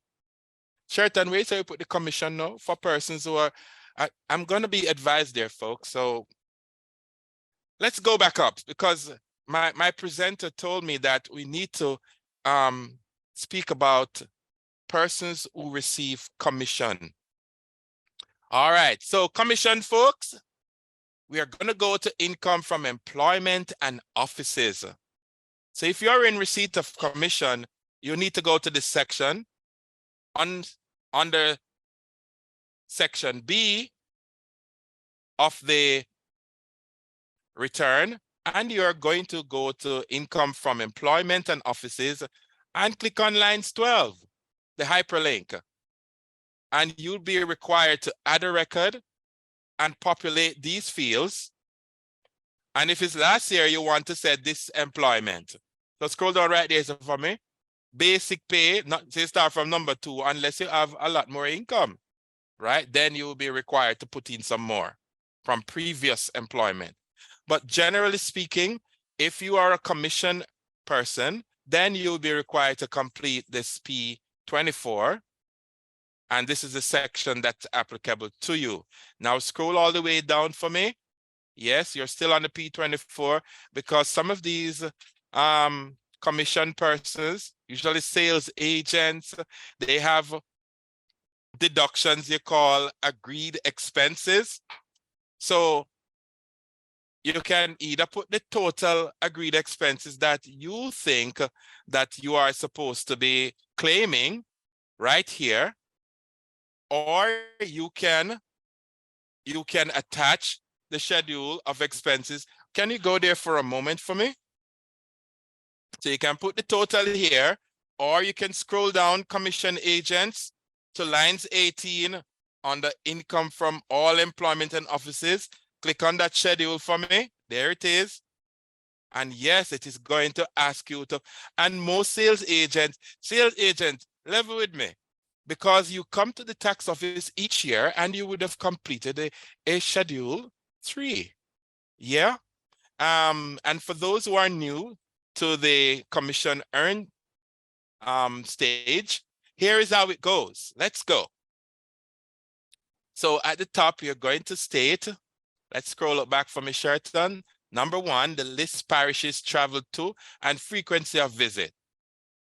So if you only do 3 parishes, then you need to just state it right there. All right. And do we have the drop down for that? Oh, we don't. It's gone. It gone. 10. It's there. Okay. So let me go from this slide. And I hope you're with me, folks.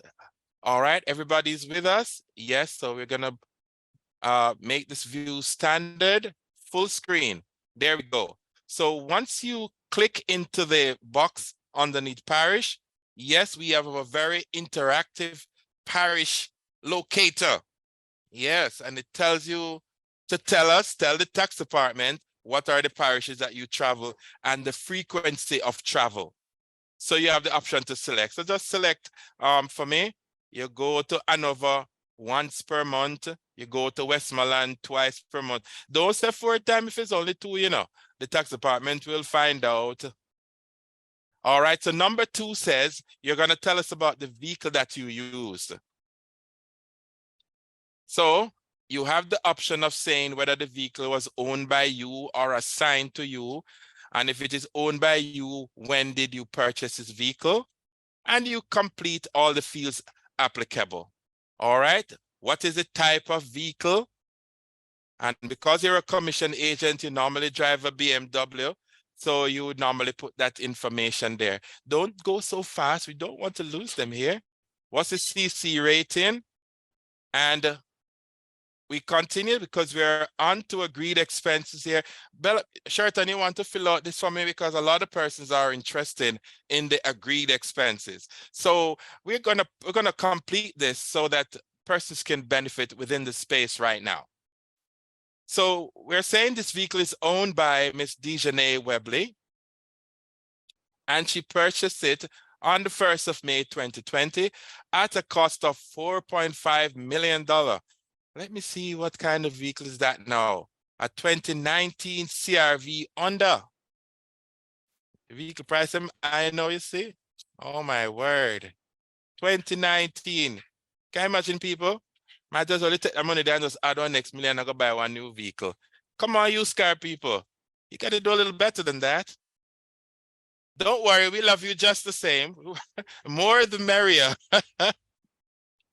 All right, folks. So then she owns the vehicle, and you're gonna put the cost of the vehicle. Then you put the type of vehicle and the CC rating and the license plate number. And then you're going to be telling the tax department now the average kilometer per mile that you travel for the year. Remember now, you're reporting for the year. So 89 kilometer for the average, on average. Remember now, that is going to ask. So it's 89 kilometers you do on average. Okay? So the approximate total mileage now in lines 3, you know how to work that out, folks? You would multiply the kilometer by the gas, how much you pay for a liter of gas. So it's important that you keep your gas receipts because you're going to need evidence when going to our, because as you're going to see, this may result in an income tax refund. But if you, as we're going to see, we're going to say later on, if you say that boy is 500,000 you pay for the gas, we're going to start looking at what were the gas rates at each point in that year. So $5,000, okay. Is the vehicle still in use? Yes. So you answer all the relevant questions. And the others would virtually block out some of the fields because it's not applicable. All right, so we're going to go down now to the next section because you did section B to inform section C. So let's go. So in section B, you say you use 5,000 liters of gas. And what was the cost per liter for gas? $200. Wow, that's in Spanish Town or Kingston. As long as you go to Ligani, it gets more exciting. All right, but you're gonna state because you would have your gas receipts, etc. So go ahead. Is $1 million that? Oh my God. Let's move on. And of course, you are allowed to put the amount that you pay for service in the vehicle because you are now a commission person. You have to earn your commission. So Dijonay had to travel to Westmoreland, Hanover, and all those western parishes there. So servicing and oils and tires, you're allowed to claim all of those. How much you claim, we're going to tell you later. So put some figures, we have the figures there. All right, so now we are seeing that the fitness, registration, and the total of all your motor vehicle expenses would be inputted. So based on line 7 now, line 6 says the total motor vehicle expenses relating to private use. I will give you a little clue as to how you arrive at that. You would divide section B, lines 4, by lines 3, and then you multiply by section C, lines 5. So let's go there again. So section B, lines 4, divide by, yes, there it is. And then the result that you get, which is the $5,000, right? $4,000, sorry. You then multiply that by section C, lines 5. And that gives you your total motor vehicle expenses relating to private use. So we take that out of the total motor vehicle expenses that you had declared right here. And we get that the net motor vehicle expenses then relating to your business or for business purpose is $1,004,880 for the year 2022. All right, but we're not done yet because you may have stayed overnight at some hotel. And of course, you want to tell us how many nights. How many nights? So you just spend 3 nights. And what's the average you pay each night? 100,000? Oh, you say expensive. We never tell you must go to 6-star hotel, you know. Remember now, folks, for tax purposes, you can choose jewels over, what the next one name? Grand Palladium 5-star. Because for tax purposes, you want to use the least expensive, right, to claim expenses, because the tax department not going to allow you the expensive ones. I can't tell you that, unless you have good reasons. Mark, if I don't know if you are the prime minister, what if you are not the prime minister? You don't want to go to, well, say, like a DB hotel. No, sir. No, but you're going to choose the prime minister's hotel.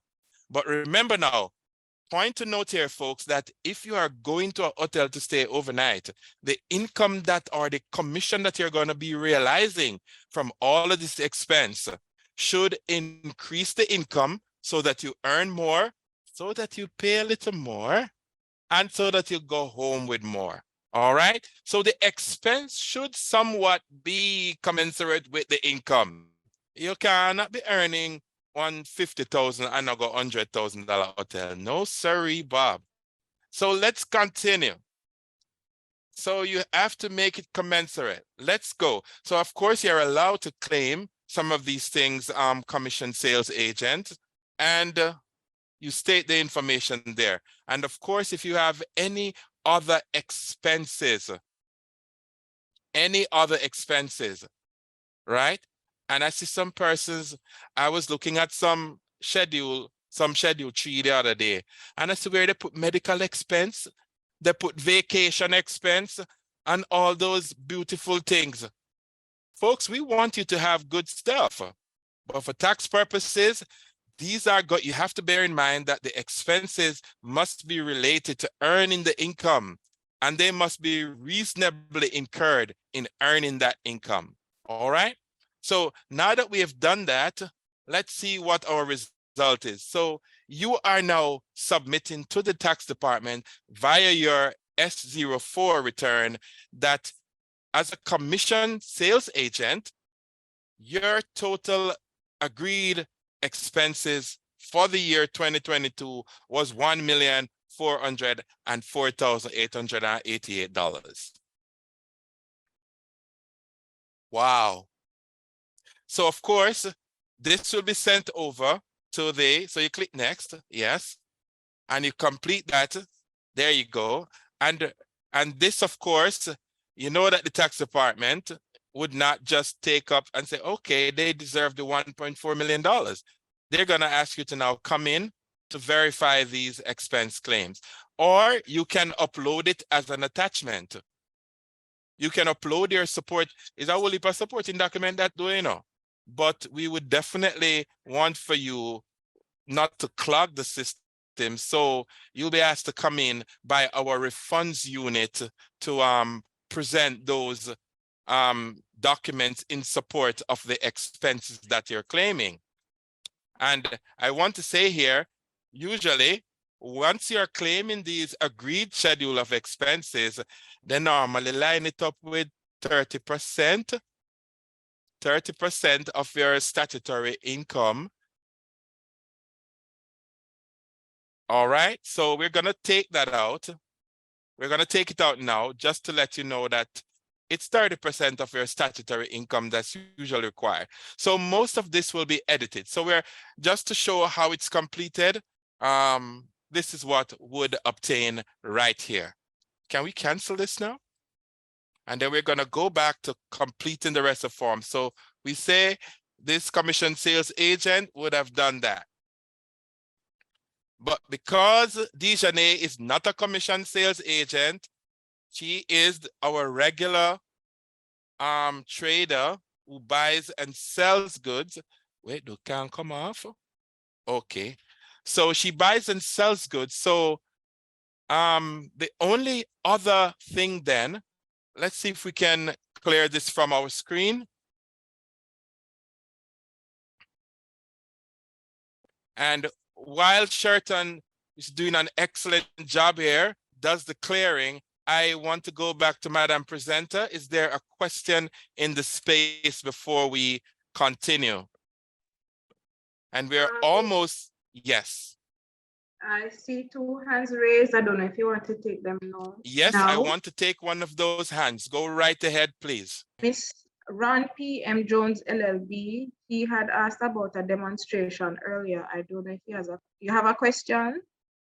Yes, so since you're dealing with that right at this section. Okay. I just want to clarify.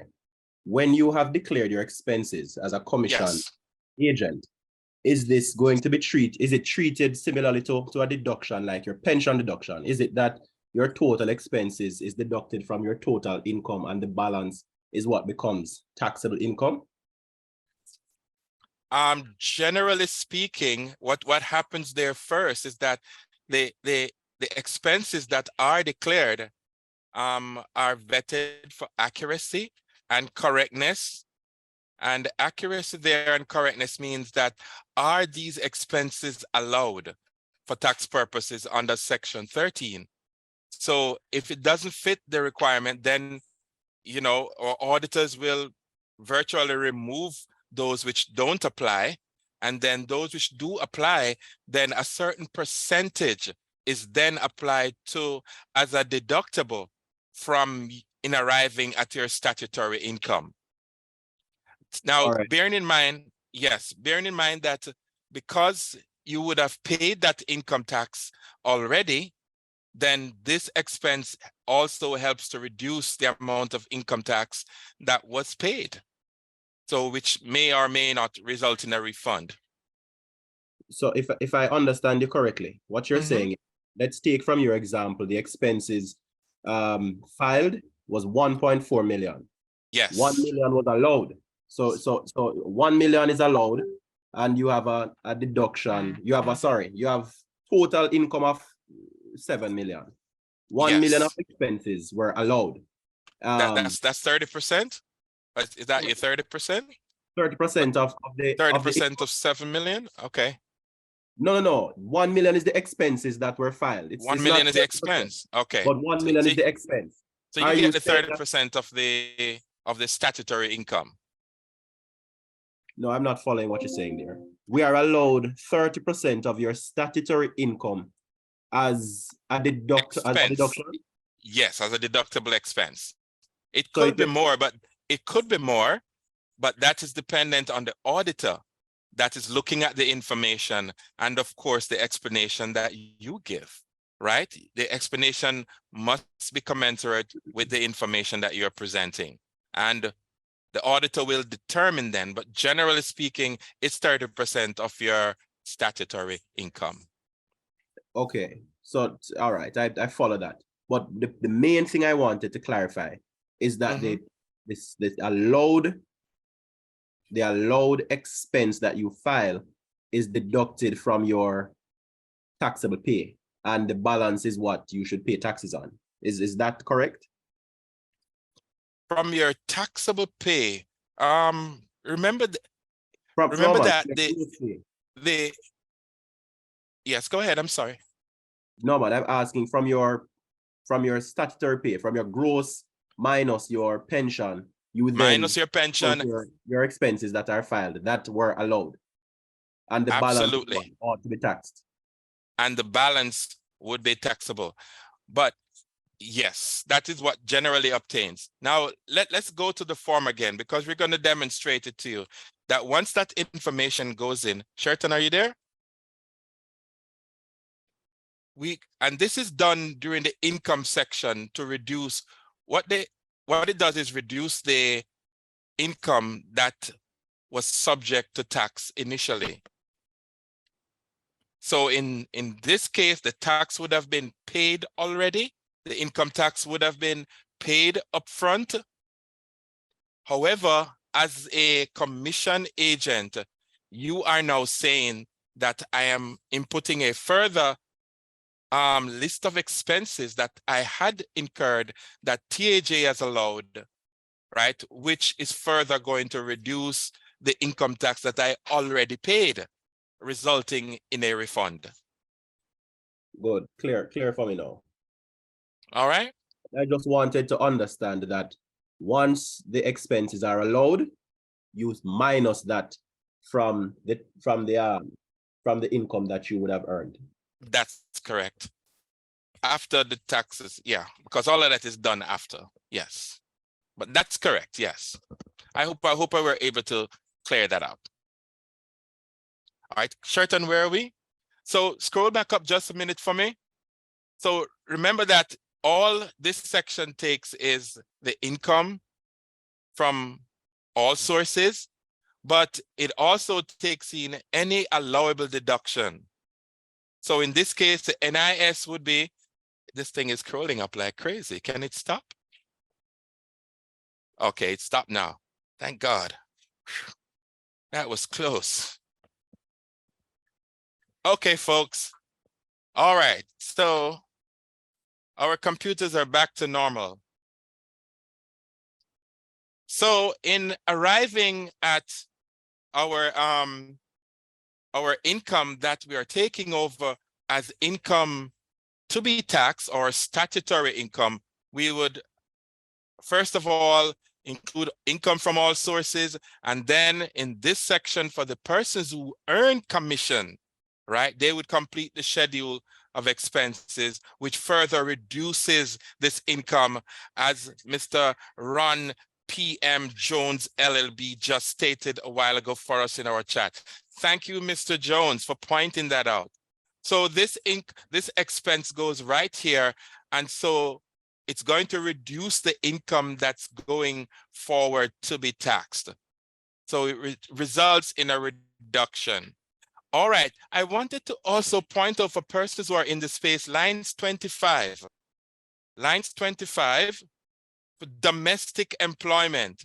Persons who are in domestic employment. And by domestic, folks, we mean if you're a domestic helper, you work in a private setting. Okay? It's a private setting. If you do it commercially, then you are with manpower.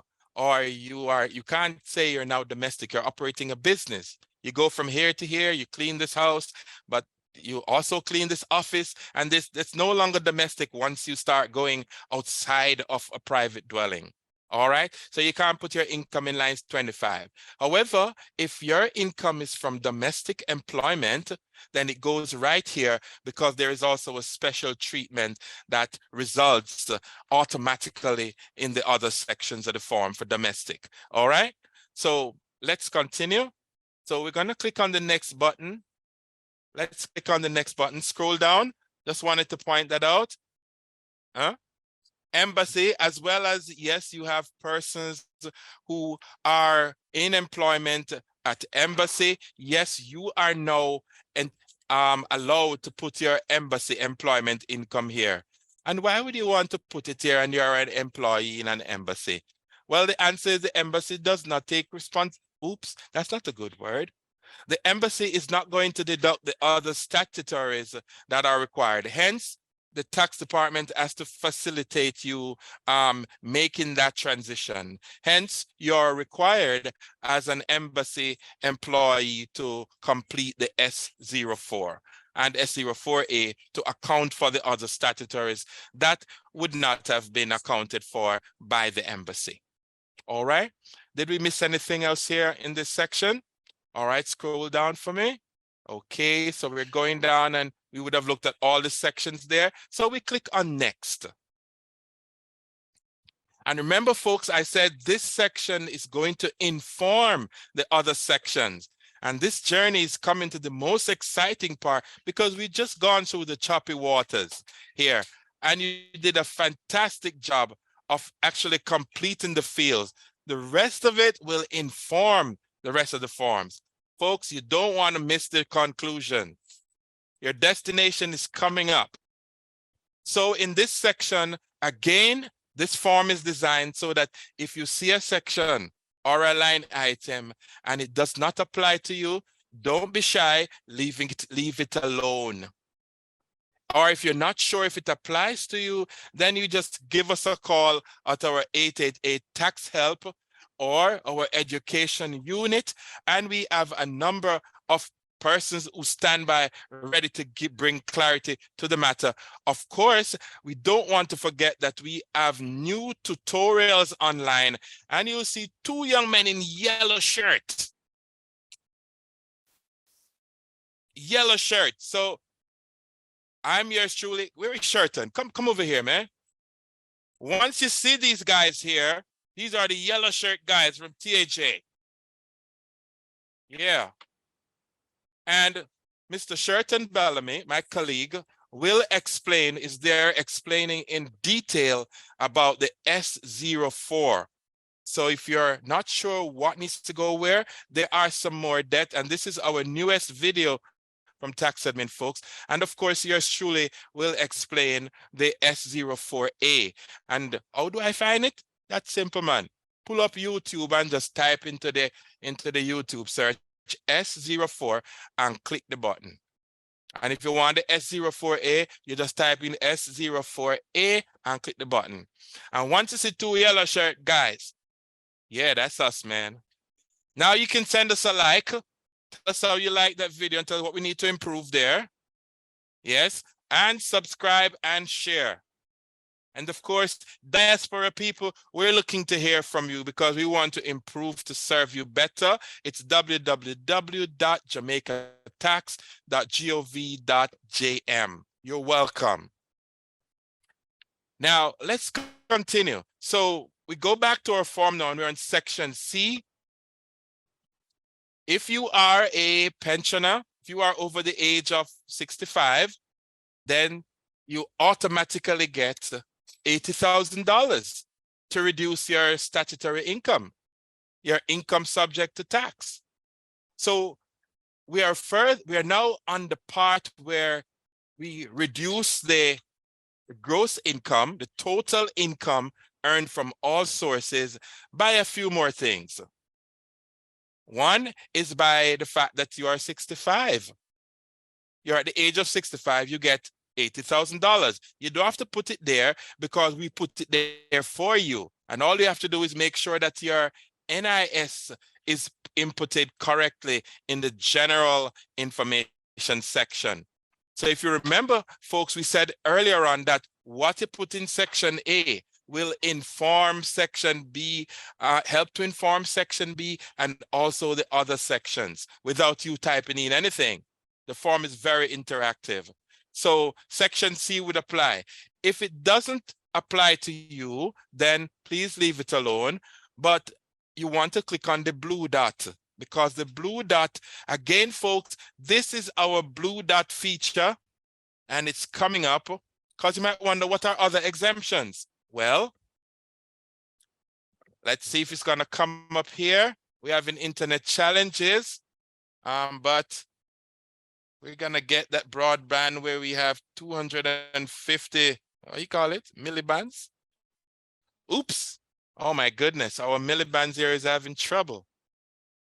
But we are megabands. Yeah. Oh my, this sounds like some, yeah, sci-fi stuff. All right, but until we get back to that, folks, section C will ask you for other exemptions. And I'm just going to give you one example here. Another exemption here would be that if you are in receipt of income under section 12, exempt income under section 12. And I just point out one that's very popular. And these are persons who have an incapacity, an invalidity, and they have been approved by the Chief Medical Officer of Health. Then yes, your income for income tax purposes doesn't mean that you can't earn, but the act is saying under section 12, you don't get to pay income tax on your income. So that portion of your income would be free from income tax because of your disability. All right. Now, it doesn't mean you don't get to pay ed tax, NIS, and NHT.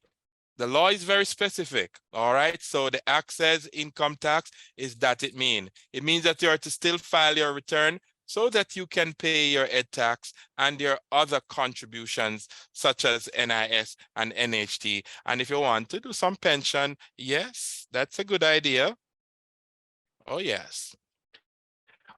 All right, so we go to section D, and I'm told that the system is still down.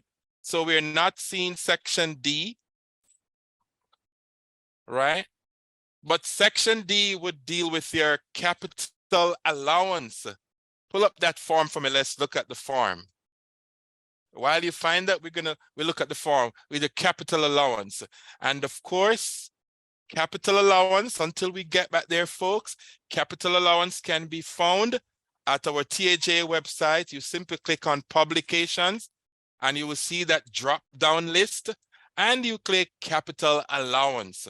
And capital, it will tell you all about capital allowance from before 1st of January 2014 and capital allowance after the 1st of January 2014, because those rates would have changed and certain allowances that would have been given were no longer given, like initial allowance in most cases, but you would get annual allowance and the rates have changed. All right. And you would have seen some addition there in terms of for capital allowance, you now have an added category called. So the first one we have buildings, then we have plant and equipment, then we also have motor vehicles, and we have a last one. I think it deals with our intellectual property, intangibles, there it is. So we've just brought this up on screen, folks. So once you go to our website and you pull this up, you will see the rates that are applicable. All right, so we come off that one right there and we go back. There you go. Sherta. So this is section D. And if you don't see your category here, you simply call us and we can help you categorize where your capital allowance fall. Because in the case of Dejanay Webley here, her capital allowance might usually comprise of, let's see now, just for the purposes of here, she probably would have a trade vehicle that she uses to transport her goods to and from the supplier. Or if she doesn't have that, she might use her Pro Box or her big car, back car, you know, with a big 7-seater, a 7-seater, them call it, people.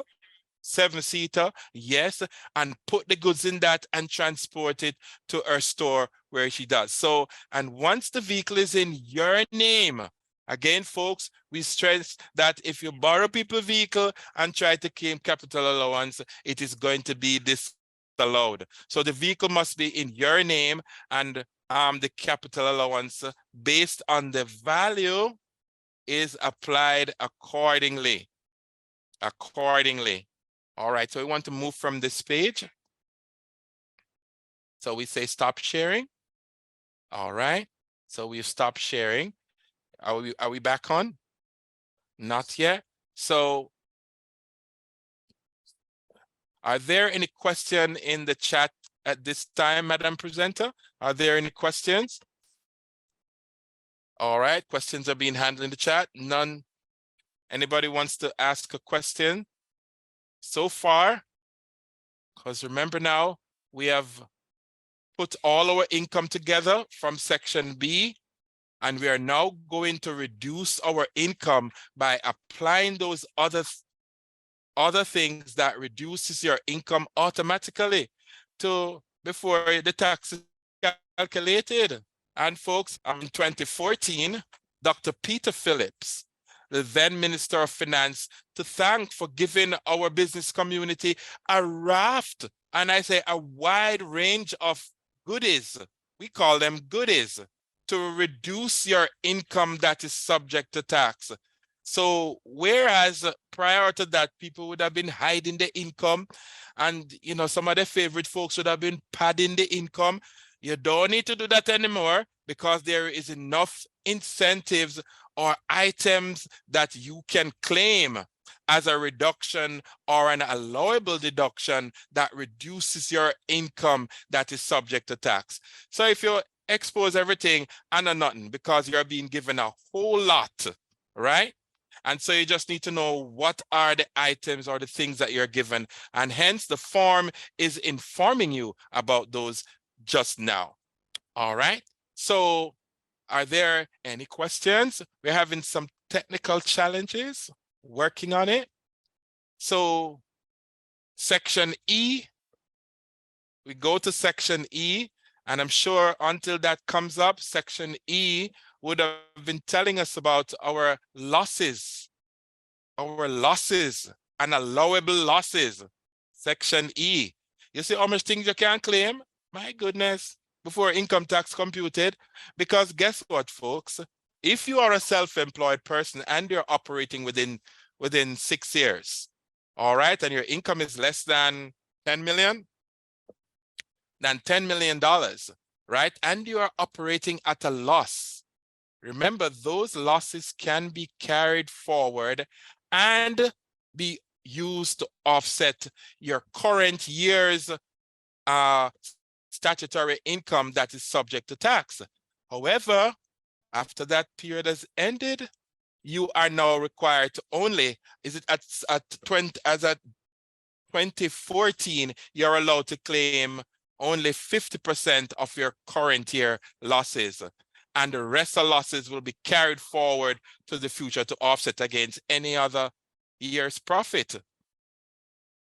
So losses are not a loss altogether. because you incur a loss. So we encourage you to keep your records. Keep your records and show where the business genuinely made a loss, as everyone would have known that in the first 3 years of business, unless you're in a cash-rich business, like is what again, Supreme Ventures, where the money just come right away. But if you are in a business like Miss Dejanay Webley is, and it's a growing business, you have to grow your clientele. You know, you have to encourage people to come to your business and taste your lemonade and taste your stuff and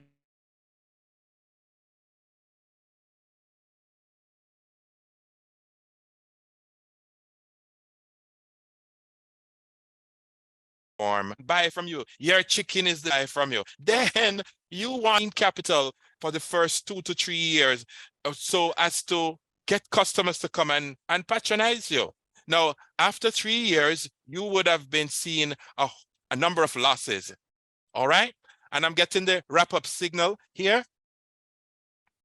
So, of course, don't be worried, folks, that we're getting a wrap-up, because you can go to our YouTube, go to your YouTube channel and visit, just type in the SO4 and you'll see Mr. Sherton Bellamy explaining in detail how it works. All right, so for the first time, we're doing it a little more user-friendly way by explaining to you in detail how it works. So finally, ladies and gentlemen, in wrapping up, you're going to compute, the computation of the income tax is done by the form for you. Once you have populated section B, section F, where the income tax and ed tax is computed, is done naturally. All right. And all of that information would have come from section B. And then you want to go to the good section. The good section, finally, ladies and gentlemen, is section I. Section I tells you in column C, what is your balance? What is your balance? And everybody wants to know what is their balance. Yes, so you look at section I, column C, and it will tell you what is your balance for income tax, if any, education tax, if any, NIS, if any, and the most exciting one, folks, NHT, if any. Now, if you don't think your balance is correct, or if you don't think you complete the forms, feel free to reach out to us. We are here to assist you in complete it naturally. And having said that, the form signs itself electronically, and you can click the submit button and you would have filed your return. So if you're in Germany, Australia, Namibia, South Africa, Asia, North America, Washington, DC, yes, and you're filing, you have business doing with Jamaica, yes, you need to file that SO4 and SO4A. Thank you so much for listening. I now turn over back to our presenter. Thank you. Our moderator, Miss Deanna. Yes, Mr. Johnson. Henry. Thank you so much. Thank you so much for that robust demonstration. Let me apologize to our participants. We had an issue with the internet connectivity, and so we were not able to continue the demonstration. So we apologize for that. Our sincerest apologies. However, the floor is open if you have a question that was not answered. If you have a question that you want to get answered, you may go ahead now and ask that question. As Mr. Johnson stated, on our YouTube page, there are 2 tutorials there, one by Mr. Johnson and one by Mr. Bellamy, on how to compute and file the SO4 and the SO4A. So you may review or refer to those tutorials for an in-depth assistance. So if you have a question, you can go ahead now. Let me check if any hands are raised. Kemoy Sadler, you had asked a question earlier. I don't know if you have another question, if your hand was raised from the previous session. No, it's a new question based on the presentation that I just did. Okay. Go ahead. Oh, go ahead, sure. Great.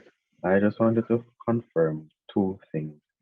In terms of, for example, the accounting period for a self-employed person. So you would have been gainfully employed for like from period from maybe January to possibly April, thereabout, and then you became self-employed from that period on. What then would be your accounting period filing situation, and how would you apply the P24 in that regard? All right, Mr. Sadler, you could still use January to December. Just that you'd be indicating, you'd be checking both boxes so that the return could then pick up the amounts that you'd have attached from your P24 as well as the amounts for self-employment.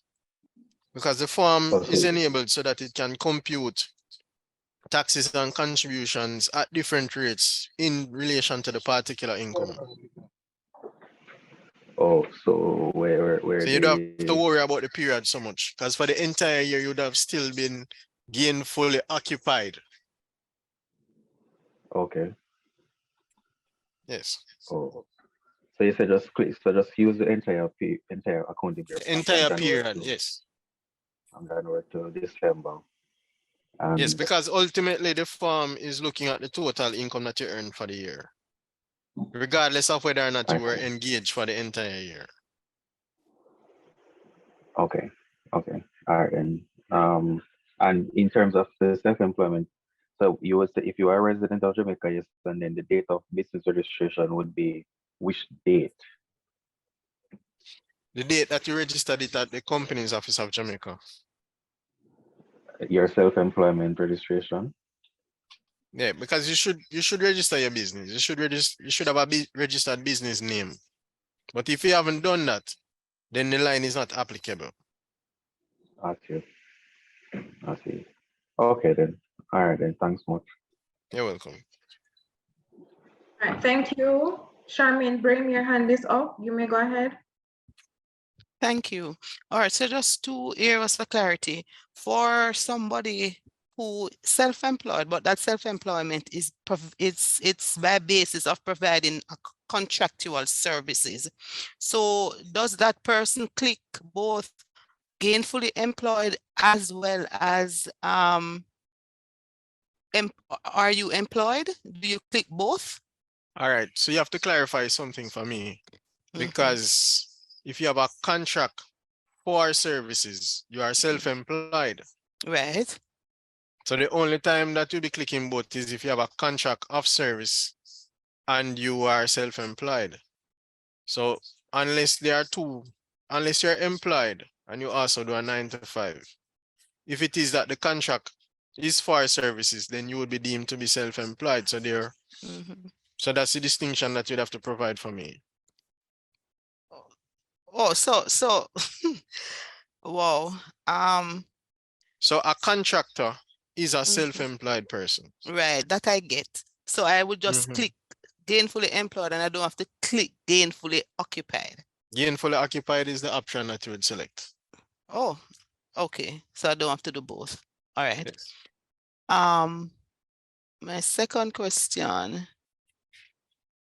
All right, I think I know what the answer to the second question is. All right, thank you. You're welcome.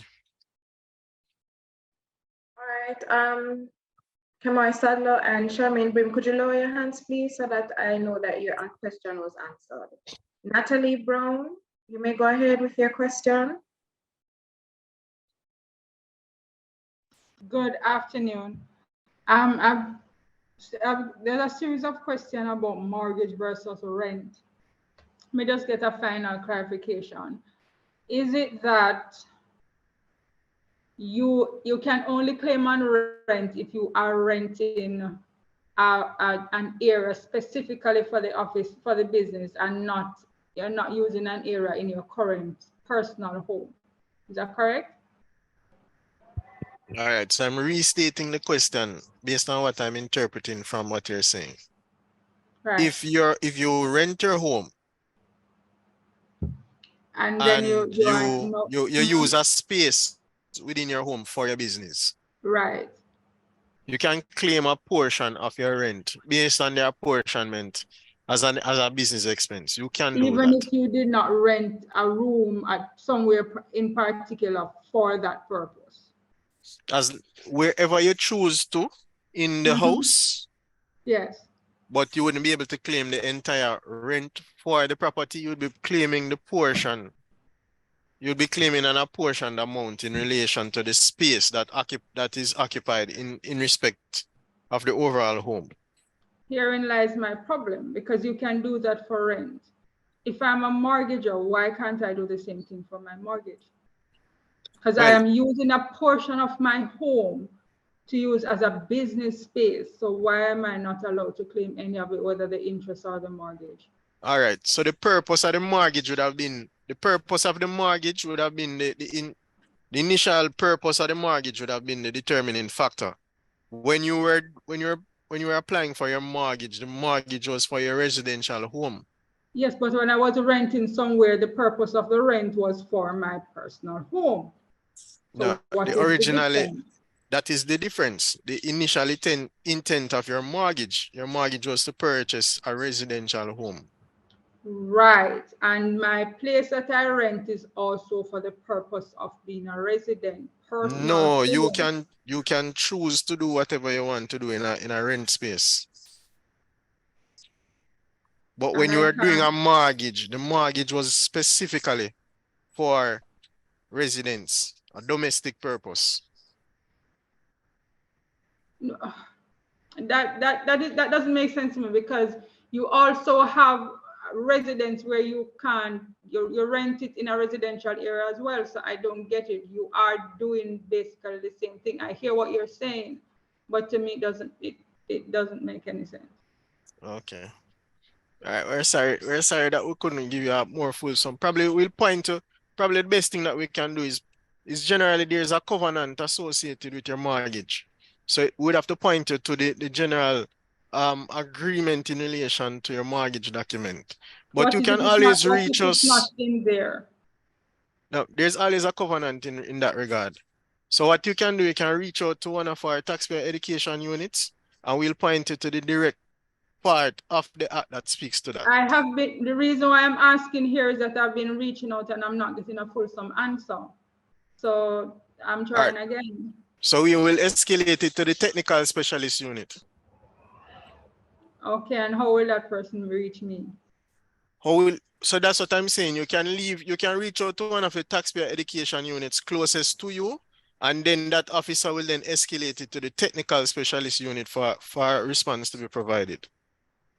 Okay, and the confusion also is I have employed an accounting company before to help when I was a little bit more confused. They helped and they told me one thing. I asked at one of the meetings that we had with some of your personnel, they say something else. And then I talk to you now and I'm hearing something else. So you guys, not even the TAJ is on the same page.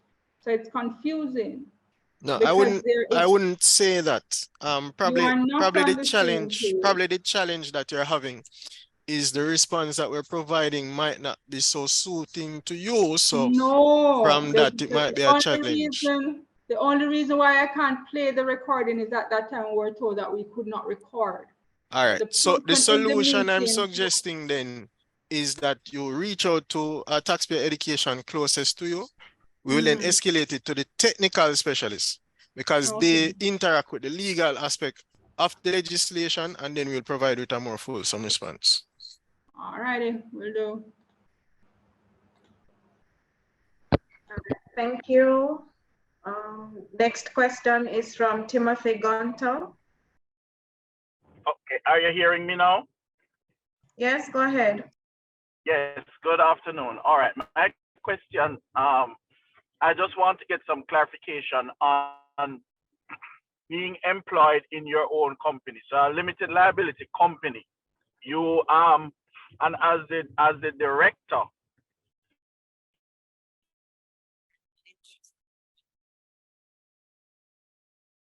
which is getting a salary need to complete that SO4 and SO4A, since all of that information would have already been filed with the SO, these SO1 and SO2, some right, those documents monthly and at the end of the year. The other question that I'd like to ask is with regards sorry, to, Mr. Gunter, let me just answer the questions as they come. So there okay, was a no problem.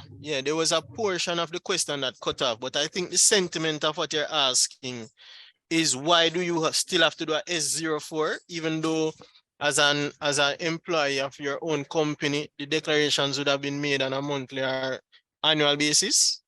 Correct. All right. So as a director of any limited liability entity in Jamaica, the organization has a separate legal identity from you.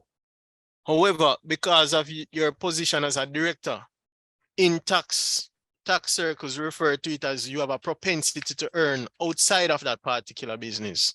So as a result, the declaration is to say to tax administration, and that is why oftentimes we refer to the forms as declarations, because by submitting that declaration, you are in fact saying to tax administration, my only source of income is the employment that I have to my company, and I have no other source of income.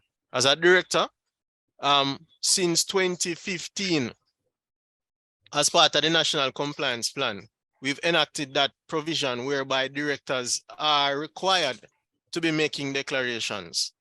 And that was something that was commissioned by the Commissioner General, who is so empowered. He can ask any group to make a declaration.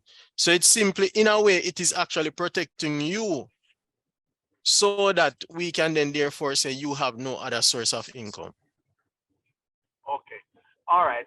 I'm just going to make this comment and then I'll move to the next question. The challenge I have with these things, I'm really happy for this program. I'm telling you, because I have learned so much from Morning.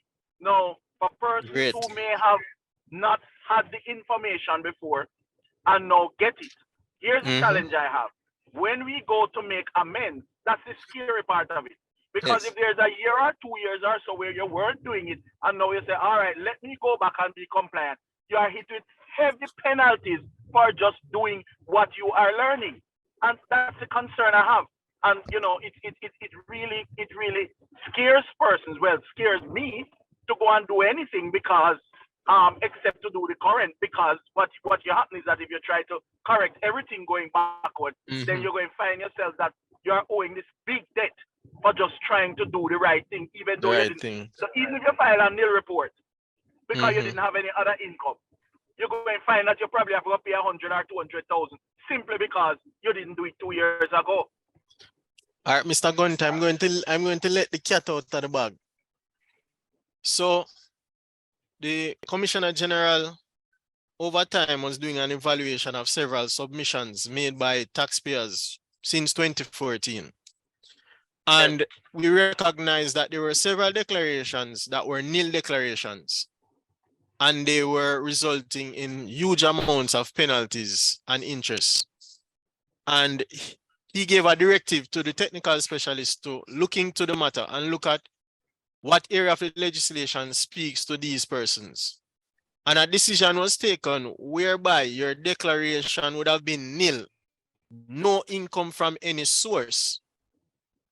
That because of a provision in the income tax legislation, whereby you would be deemed to be not required per se, then there wouldn't be any interest and penalties, but that is incumbent upon it being a nil declaration. Once it is that there was income that was earned and is now being reported, then the penalties and interest would be generated. Another thing that I want to allay a fear in relation to is that if the initial declaration that you did only had, say, for example, the income that was on your P24, but as a director, you didn't earn any other source. So if you're going to amend that and there's no change apart from the income from the P24 record, then it will take the date of the original submission.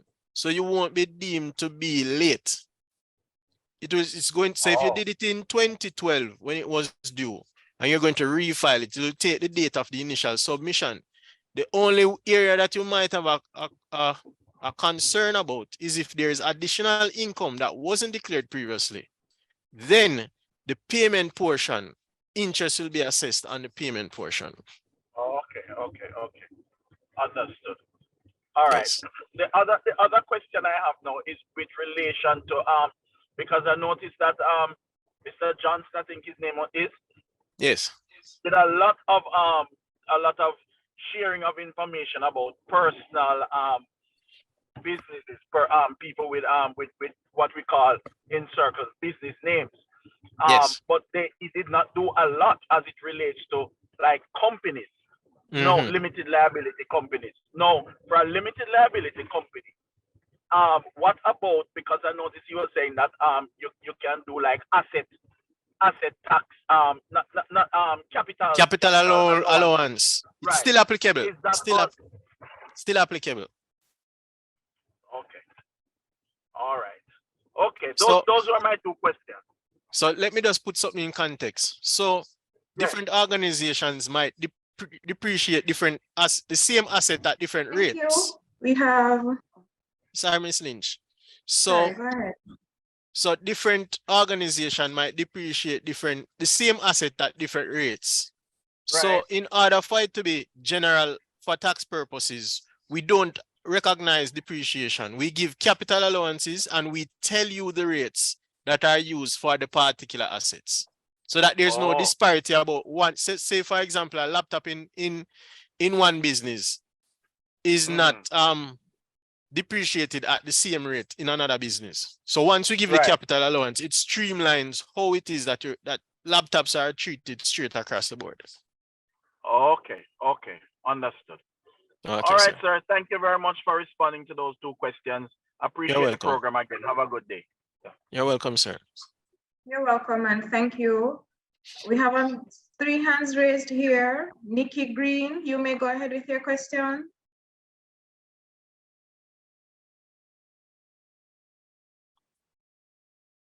All right, I'm not seeing Nikki Green. Riconi Johnson.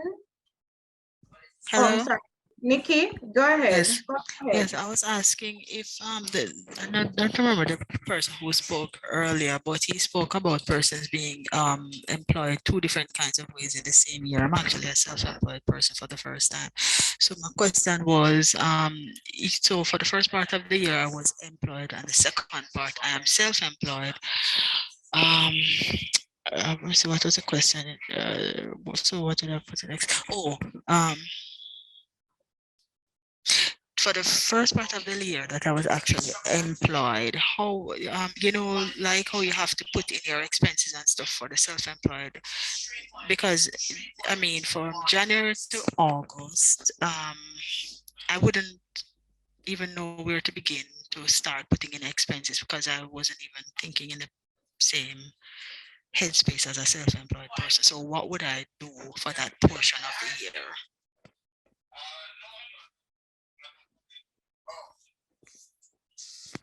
Hello. Yeah, we didn't hear your question clearly. Is it that you were employed from August to December and you were self-employed January to, I'm not sure. Yes. Repeat. So from January to August, I was employed to an organization. From September to December, I have been self-employed. My question is, since I would have to take both gainful and other thing and report on taxes for the entire year, January to December, I know the information for the P45 would get plugged in, but what about the area for the expenses? Would I still need to complete that section? Because when I was employed, I wasn't, like being careful about writing stuff down and all of that. So what would I even put in that section of the thing? How would I account for? I'm not even sure what I'm asking, because this is the first time I'm in this situation. So I really don't know how to treat the January to August. You're hearing me, Ms. Green? Yes. All right. So there are no expenditures applicable when you were employed.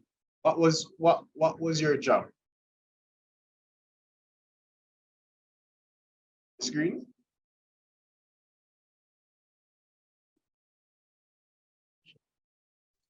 I'm not seeing her, Mr. Bellamy, but I am wondering if it is that maybe she was employed and self-employed at the same time. But No, I was not both. employed. So when I was employed, I had a regular desk job. Then I changed my job and became a consultant to a project. So you would have no expenditures pertaining to your employment status. You would only have expenses in relation to your self-employed income. Okay, thank you.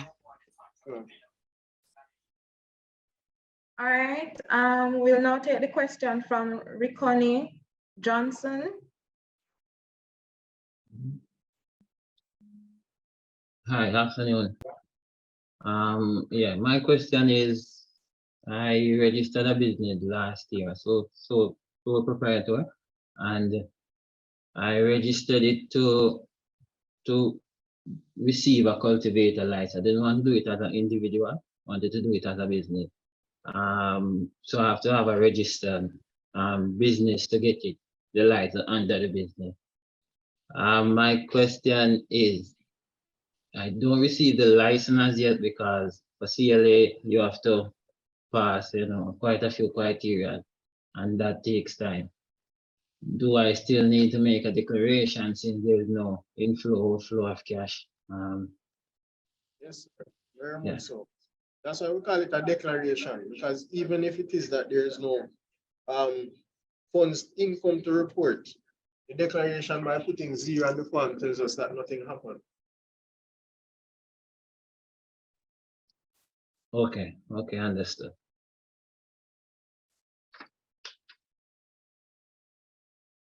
All right, and our final question is gonna come from Omar Brissett. Go ahead.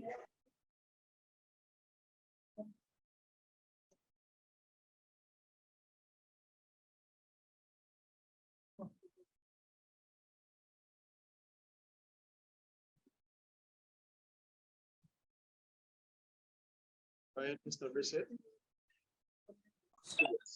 Omar Brissett, go ahead. Hold on. Yes, good afternoon. Yes, afternoon. I had a question in terms of the capital allowances.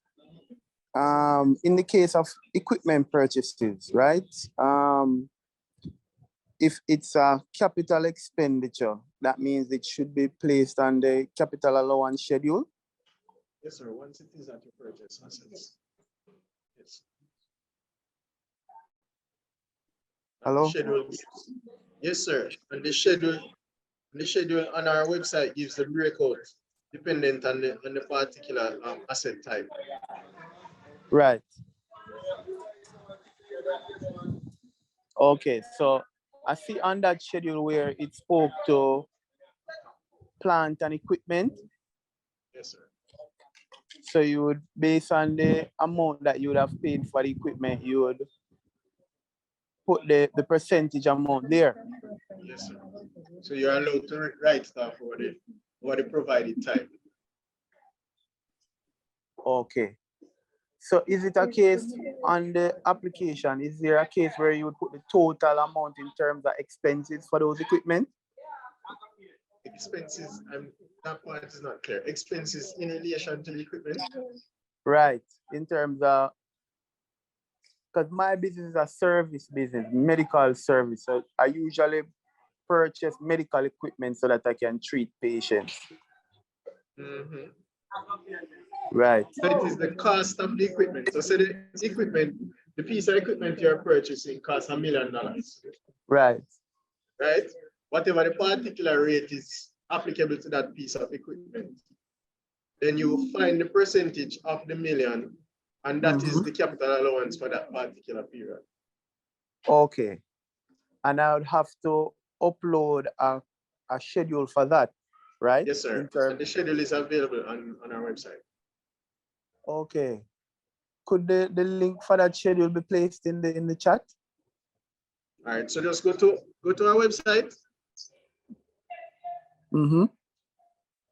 And go to forms. Okay. Go to capital allowance. Okay, and you just download that. Download the form. schedule, yes. Okay. And then you'd have to re-upload it after you input the information. Yes, sir. All right, thank you for that. You're welcome. All right, let me check again if there are any more hands raised. Robin Miller, go ahead. Hi, good afternoon. Thank you so much for the presentation. I saw in the chat a question by someone. I'm not sure I saw the response. And the question, it went something to the effect of asking whether, how does one apportion the payments if you're working from home? So if you're talking about your overheads such as light and water and whatever else is involved, how does one go about apportioning determining that portion to be paid over? Well, Mr. Johnston said that the best basis is whatever is reasonable. So that's the first thing. So what you could do is look at your, say, for example, your light bill. Look at what your light bill was before you started doing the business and just account for that differential. Okay, thank you so much.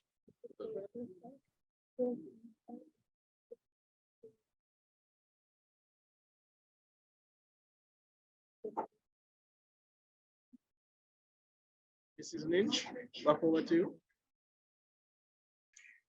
Yes, I don't, let me double check. Michelle Silvera, go ahead.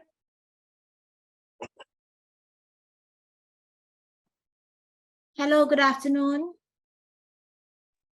Yes, Can good you hear afternoon. me? Yes, we're hearing you.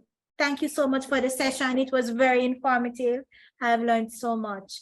The thing though is that I would like to know if you have online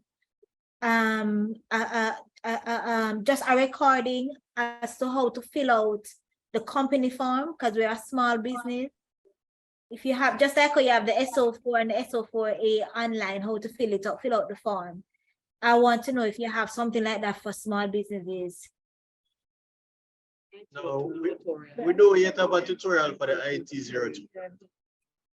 Oh, so how do I get information on how to do it? I have to come into the tax office? Yes, you'd have to come into the closest office to where you're located. Okay then. All right. Thank you so much. You're welcome. All right, and let me. Robin Miller, your hand is still up. Is it that you have a follow-up question? So I'm going to Darren, make a hurry up and get something done. You know, make a hurry up. Darren, Michelle Silvera, you have a question? Your mic is open. Oh, I am so sorry. Robin Miller, your hand is still up. Do you have a question? No, I don't. All right, please lower your hand. All right, Timothy Gunter, go ahead.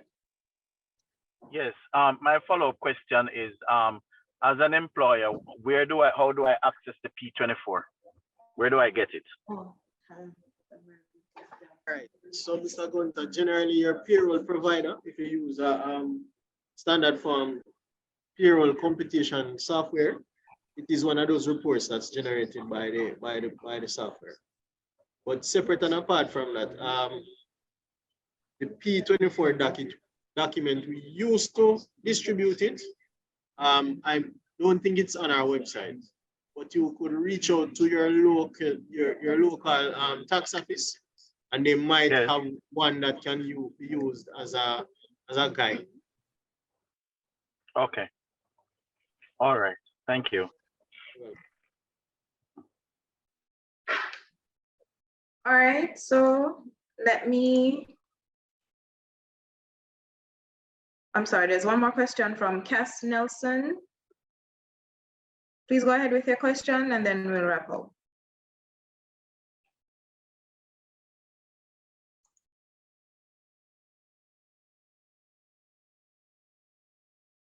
You may go ahead, Cass Nelson.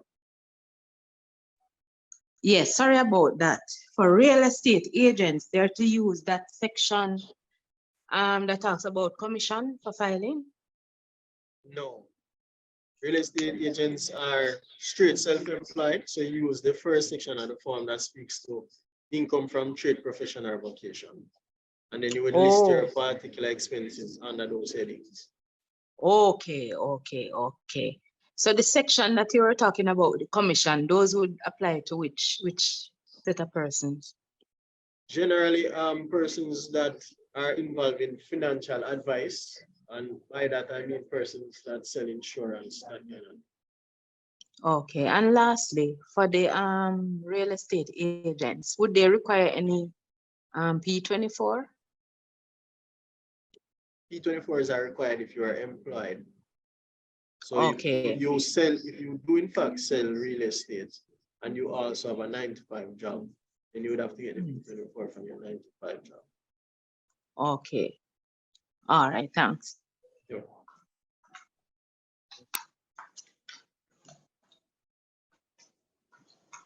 All right, and that's it. Please let me extend. Thanks. Could you mute your mic, Cass Nelson? Okay, thank you. Thank you so much to everyone for joining our webinar today.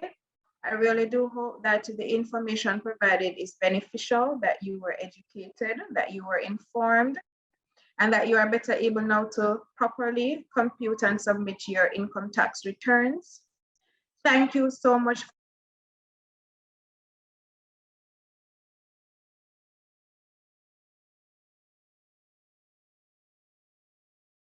for joining us. Thank you to Mrs. Charlene Smith for his. I also want to say thank you to Mr. Sherton Bellamy and for the representatives in the chat who ably answered all your questions. I do want to leave with you some numbers that you may reach out to the managers for the taxpayer education unit in the RSCs. And I must emphasize, participants, please visit the chat. The links are there to the tutorials that are on our YouTube page. So if you need to view the tutorials, the link is in the chat. Go ahead, view it in the chat. It will link you directly to the tutorial on our YouTube page. So if you want to reach out to the manager for taxpayer education in the Mandeville RSC, the Mandeville Revenue Service Center, her name is Marie McDonald. Her contact number is 838-5700. Dorothy Lopez, Constant Spring RSC, St. Andrew. Her number 838-7648. For Charlene Samuels Beckford in the Montego Bay Revenue Service Center, her contact number is 838-7805. And for Denise Coley Wilson from the Kingston RSC, her contact number is 838-4281. We do have the special taxpayer assistance program still going on. We will provide assistance to you up until the 14th and 15th of March when the income tax returns are due. So you may make contact with these persons to get assistance in further completing your income tax returns. Thank you so much to everyone who participated, who made today's webinar a success. Based on some of the feedback received, it was well educational and informative, and so I want to say thank you so much to everyone. Thank you. We will just answer a few questions in the chat and then we'll wrap up.